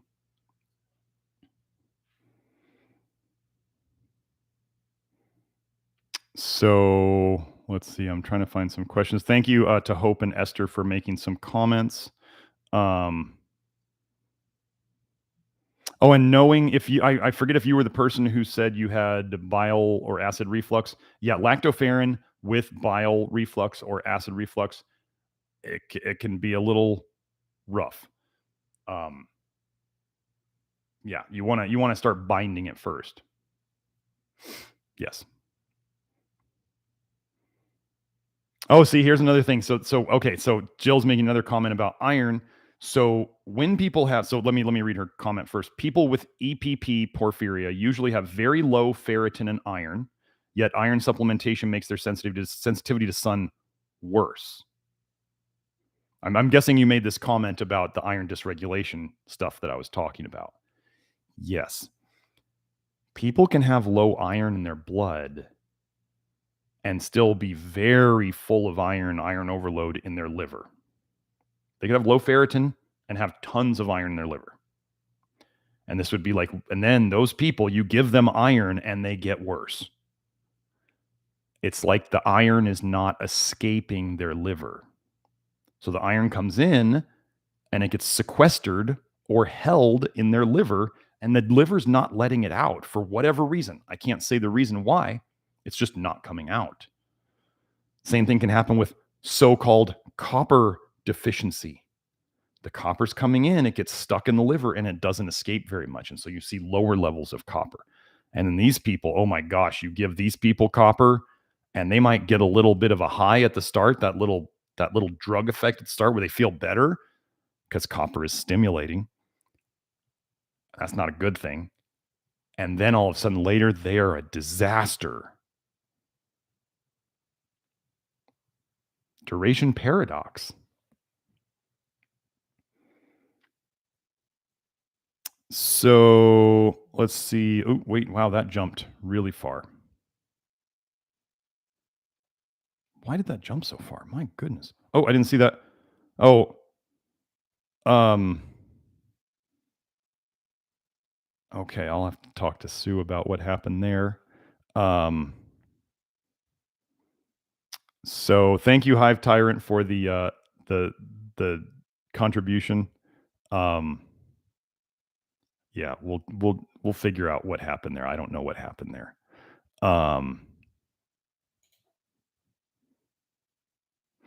Let's see.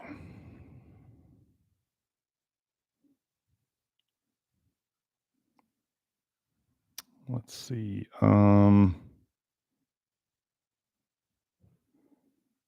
Oh yeah, for those who don't know, to post in the live chat, you need to be a subscriber to the channel.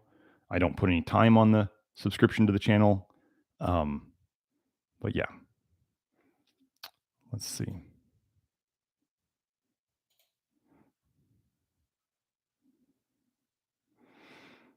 Jill says, such great stuff here, Doc. Thanks for doing it. Got to head out. We'll watch the replay. Looking forward to getting my nutrition detective Lactoferrin. Well, glad to be here for you, Jill. And thank you for that super chat. And I'm glad we got to, it gave me a topic to talk about today. So, Chris says, have you noticed an increase in symptoms when a potassium deficient person increases potassium? Scurvy symptoms. Same with B1. Sounded like potassium was supposed to alleviate detox symptoms. Thanks. Okay. Potassium is tricky. Potassium is very tricky. Certain potassium supplements that I talk about in the Love Your Liver program, I talk about 3 different potential potassium supplements. Now, food would be great to increase potassium. There's a weird thing that all the high potassium foods are also tend to be high vitamin A foods. Weird that nature would put those things in there like that, right? If nature knows what the poisons are, nature would also tend to want to put, or God would want to put a remedy there too, right? So the funniest thing when people are like, oh, I want to eat liver because it's the most nutrient dense food, I'm like, first of all, it's a toxin storage dump. And second of all, why would the nutrients be, if I'm telling you it's full of poison and people are like, but it's got so many B vitamins, I'm like, why would they be there? They're an antidote. That's what they're there for. They're to protect you. So people go, well, but all these high vitamin A foods have all the potassium. And I go, don't eat those. There's a very short list of high potassium foods that we tend to use on the program. And that's like bananas and white potatoes, very well peeled white potatoes, but white potatoes are still a nightshade, so they can still mess up a lot of people. Don't consume potatoes daily. In general, that's That's a recommendation. Somebody actually just posted the research about how you accumulate solanine and chaconine, which are the glycoalkaloids in potatoes that cause a lot of problems. You accumulate them. So maybe the first day or the first 3 days or the first week, you don't notice that the potatoes are causing problems. And then you've been eating them for a week. So when you start getting symptoms, you start thinking, well, it can't be the potatoes. But then you keep eating them and your problem keeps getting worse. And then maybe you're in the Love Your Liver program and you catch little nuggets of me saying potatoes are sneaky and they sneak up on you. And everybody thinks they're fine at the start. Everybody does. And they sneak up on you and you don't know that they're the problem until you take them out. And then all of a sudden you go, oh my gosh, that's why my asthma was getting worse, because I was eating potatoes. I was kind of the expert on nightshades before I became the expert on vitamin A toxicity. Weird thing about nightshades is they tend to contain, like, the ones that are colored, like peppers and tomatoes, they have obscene amounts of vitamin A in them, and they actually contain vitamin D. Weird that they're associated with causing arthritis and pain now, isn't it? There's no mystery anymore. But potassium, some potassium supplements people don't get along with. Remember, every mineral that you take is bound to something. That's 2 parts. And for you to use the mineral, the 2 things have to split apart. You use potassium chloride, it splits into potassium, it splits into chloride. You use magnesium malate, it splits into malic acid and it splits into magnesium. That's the only way you use it. Like, I love seeing that ad where it's for magnesium, where they're like, we have the 7 different types of magnesium in this that your body needs. And it's like, your body doesn't need magnesium citrate and magnesium glycinate and magnesium malate and magnesium chloride. It doesn't need all of these different magnesiums. It needs magnesium. And the other things that are bound to it all have their own actions.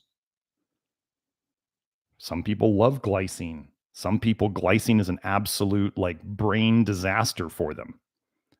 So some people take magnesium glycinate or potassium glycinate, and it's the most amazing thing they've ever taken. And some people take them and it's a freaking disaster. So trying one form of a mineral and maybe not getting along with it does not mean that the other types of that, the other chelates of that mineral, are going to be a problem. This is the experimentation part. This is why I don't do protocols. Because a protocol would pick the potassium that's the best for the most people. And they would say, this is the one you do. And then people come in and they go, I tried that and that felt like crap. And then they go, well, that's the one you do. We're going to take our brain and just set it on the shelf and we're not going to think about it. There's no excuses. You're on a protocol. Do the protocol. Live the protocol. Be the protocol. Don't think.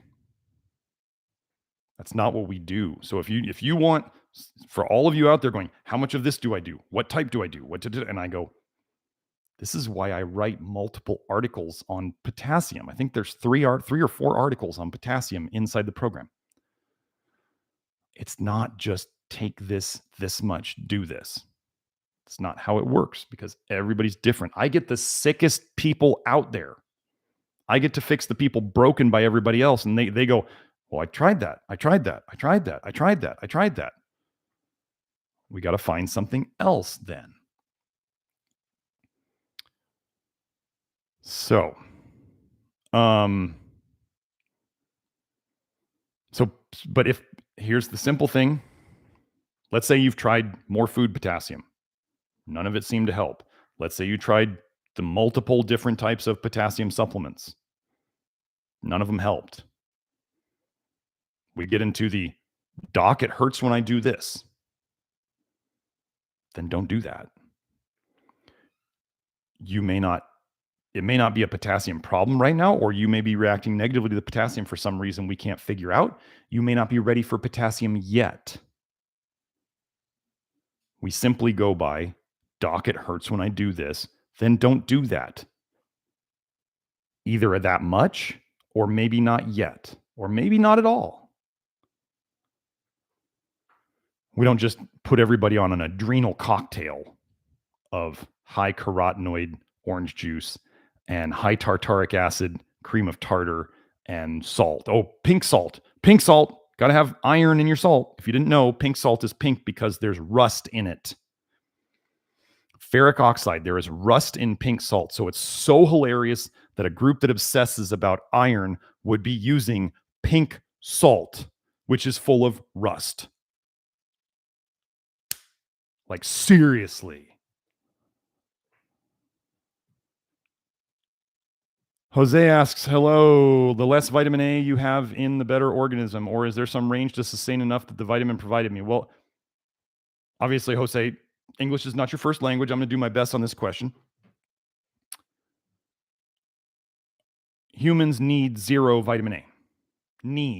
We need 0. Can you get to 0 in any diet? No. There is no 0 vitamin A diet, and researchers have said that trying to get to a 0 vitamin A diet would probably cause more additional nutrient deficiencies along the way. And I totally agree with them. And so does Grant. Grant knows that, like, beef is not 0 vitamin A. Beef is not 0 copper. Rice might be 0 vitamin A. Maybe, but in the early days of the vitamin A detox, there was people who thought, I'm going to do a 0 vitamin A diet. And what were they eating? They were eating like white flour stuff and white rice. Do you think that ended well? This is why we don't just obsess only on vitamin A. Somebody's like, well, I'm just going to drink MCT oil because it's clear and it's super concentrated or super processed and super isolated. And yeah, good luck with the hospital with that one. There is no 0 vitamin A diet that is useful. So we are trying to reduce or minimize our intake of vitamin A. The lower that the carotenoids and the vitamin A is in people, assuming they're eating an adequate diet otherwise, the better off they'll be. Yes. Okay. Jose asks, what is the strongest study you have on the damage of vitamin A, which is toxic according to you?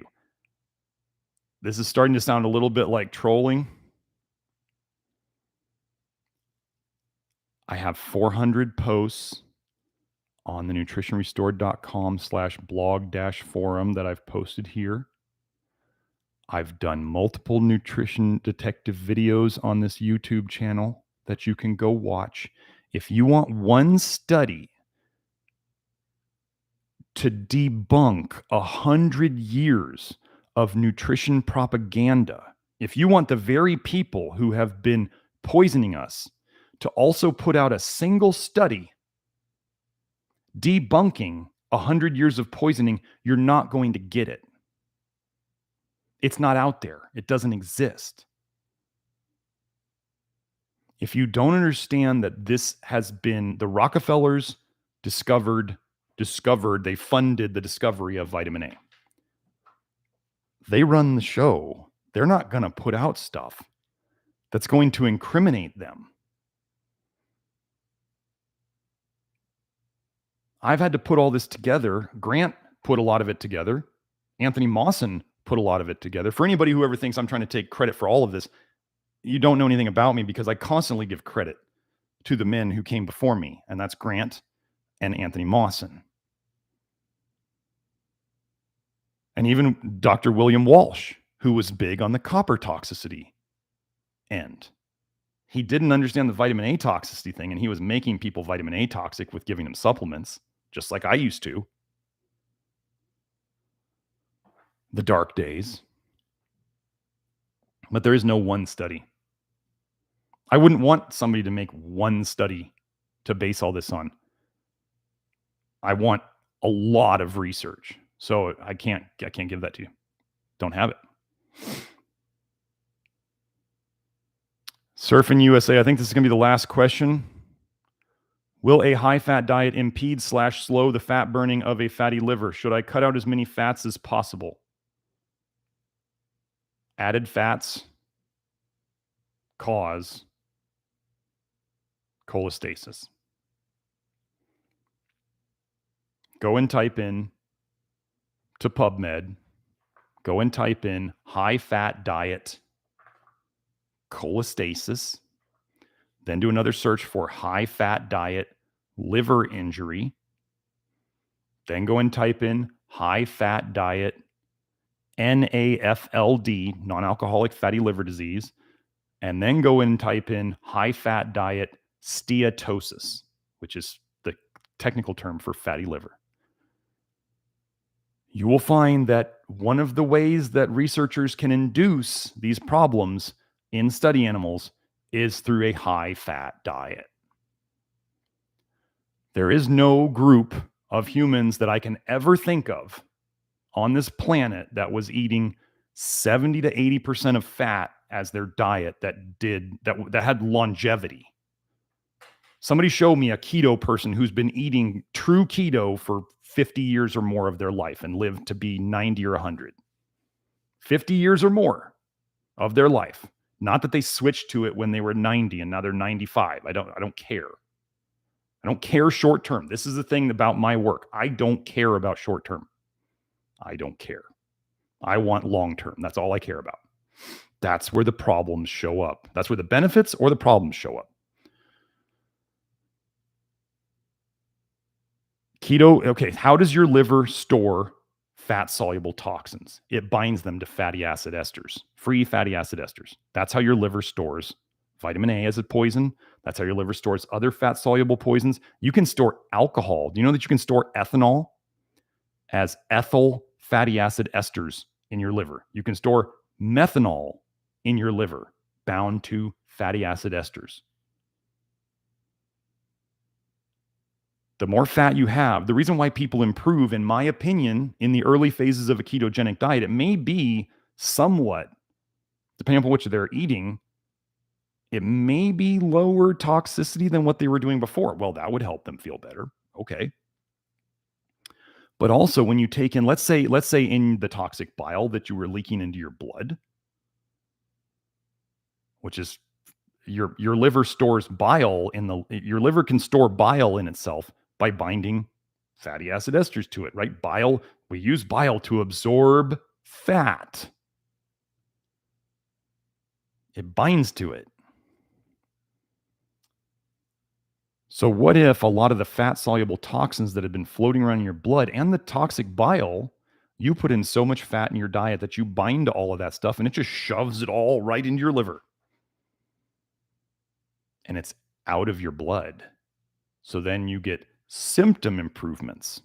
You take all the vitamin A that's in your blood, or most of it, and you start shoving it into the liver as fast as you can. And then we start seeing people lose weight. Oh, have you seen my video on this channel about the connections between vitamin A and obesity? It is when these toxins are in your blood that they cause problems. So if you take them out of your blood, how could you take them out of your blood? You could shove them into your liver. How would you store fat-soluble poisons in your liver? Do you think it might be by fatty liver? You would store them in fat, and if you stored tons and tons of toxins in your liver, you would store them as fatty liver. Does that make sense? So you get them out of your blood by shoving them into your liver, or you could get rid of them by binding them to other things, like maybe soluble fibers, or even for people who are not constipated, charcoal. And you crap them out where they actually leave. Because if you shove them into your liver, they're still going to have to come out someday. So let's just say over the years, let's say they're doing a keto diet for 2 years, 3 years, 5 years. And all of a sudden, their liver is kind of like, look, man, I'm at a breaking point. I cannot get any fattier. I cannot store any more of this fatty nonsense in it, this bile. The bile has to come out. Liver cells start, think of the pressure building. The pressure is building. The liver cells start bursting. The bile ducts start leaking. You've got a horrible dysbiosis because high-fat diets absolutely crush Bifido bacteria populations. I've been over that here. High-fat diets destroy Bifido. So eventually you're going to guaranteed have a dysbiosis. And this can often show up as when people who have done keto diets for a long time, they start trying to eat something else. They're like, Mentally, I can't handle this anymore. I want to eat some carbs. If we're not supposed to eat carbs evolutionarily, why could you do a diet that's supposedly so good for you and all of a sudden all you can think about and want is carbs? Why would your body do that? Evolutionarily, if that's the diet we're supposed to eat. It doesn't make any sense. And then you try to eat those other things and all of a sudden you go, oh my gosh, I feel so horrible. And you didn't used to feel horrible when you ate those things, but now you do. That's the dysbiosis. Guaranteed.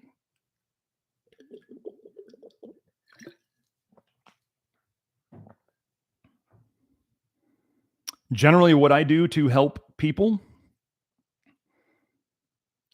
especially who are over types or overweight types, is they are to do, they get fats in the food, in the way God, nature designed it. Fats in the foods, I'm not that worried about. Added fats, we minimize. Does it mean none? Did I say none? I didn't say none. I said we minimize. People, all the people out there obsessing on seed oil this, seed oil that, seed oil this. Are they not good for you? Sure, they're not good for you. Processed oils and fats are not good for you. I don't care whether it's, generally butter or ghee or tallow, which is like long cooked beef fat, like, suet, like kidney fat. Let me tell you where the body would store toxins also, other than the liver fat. The fat around your kidneys or the cow's kidneys. Don't eat that. Oh my God. So if we minimize added fats, we get rid of the seed oil problem. We get rid of all the other fat soluble. We're not taking in extra fat soluble toxins now, are we? If we're not taking in extra fats, and we're minimizing the storage of the bile and the fats that we're trying to get rid of. Keto diets work great until they don't. And then getting out of that mess, as the people who I've worked with know, it's not fun to get out of. I had a couple, one guy went hypothyroid on a keto diet. People will be like, oh, keto diets fix your thyroid. And that's why all the major keto gurus out there are all like on testosterone therapy, because it destroys your testosterone. And this guy went hypothyroid. He gets on my program. All of a sudden, he very quickly gets off his thyroid hormone and his thyroid labs are back to normal. It's not a natural diet. There is no naturally occurring diet that's really that high in fat. And if we're talking about I don't even bring up the Inuits. I'm not going to bring up one group of people to try to justify a diet to the rest of the globe. That's insanity. So anyway, not a fan of keto. Am a fan of helping people get off of it. Yeah. So, okay, we're at 10:20. I went like 30 minutes past where I was, or 20 minutes past where I was going to go. So hope you all enjoyed it. I went a little over today because I had the time. NutritionDetective.com is my website. The Love Your Liver program, if you just want to do the do-it-yourself program, that's members.nutritiondetective.com. The supplements I mentioned, you can find them on the nutritiondetective.com store. If you want to work with me individually doing the hair and blood tests, you can find that at nutritiondetective.com under consultations. Go check out our newly redesigned website. I think it looks pretty good. And I will see you guys here next week, 8 a.m. MST. Hope you all have a good weekend. I know I have a good weekend coming up. Going to go do a 2-gun competition, so it should be fun. Bye now.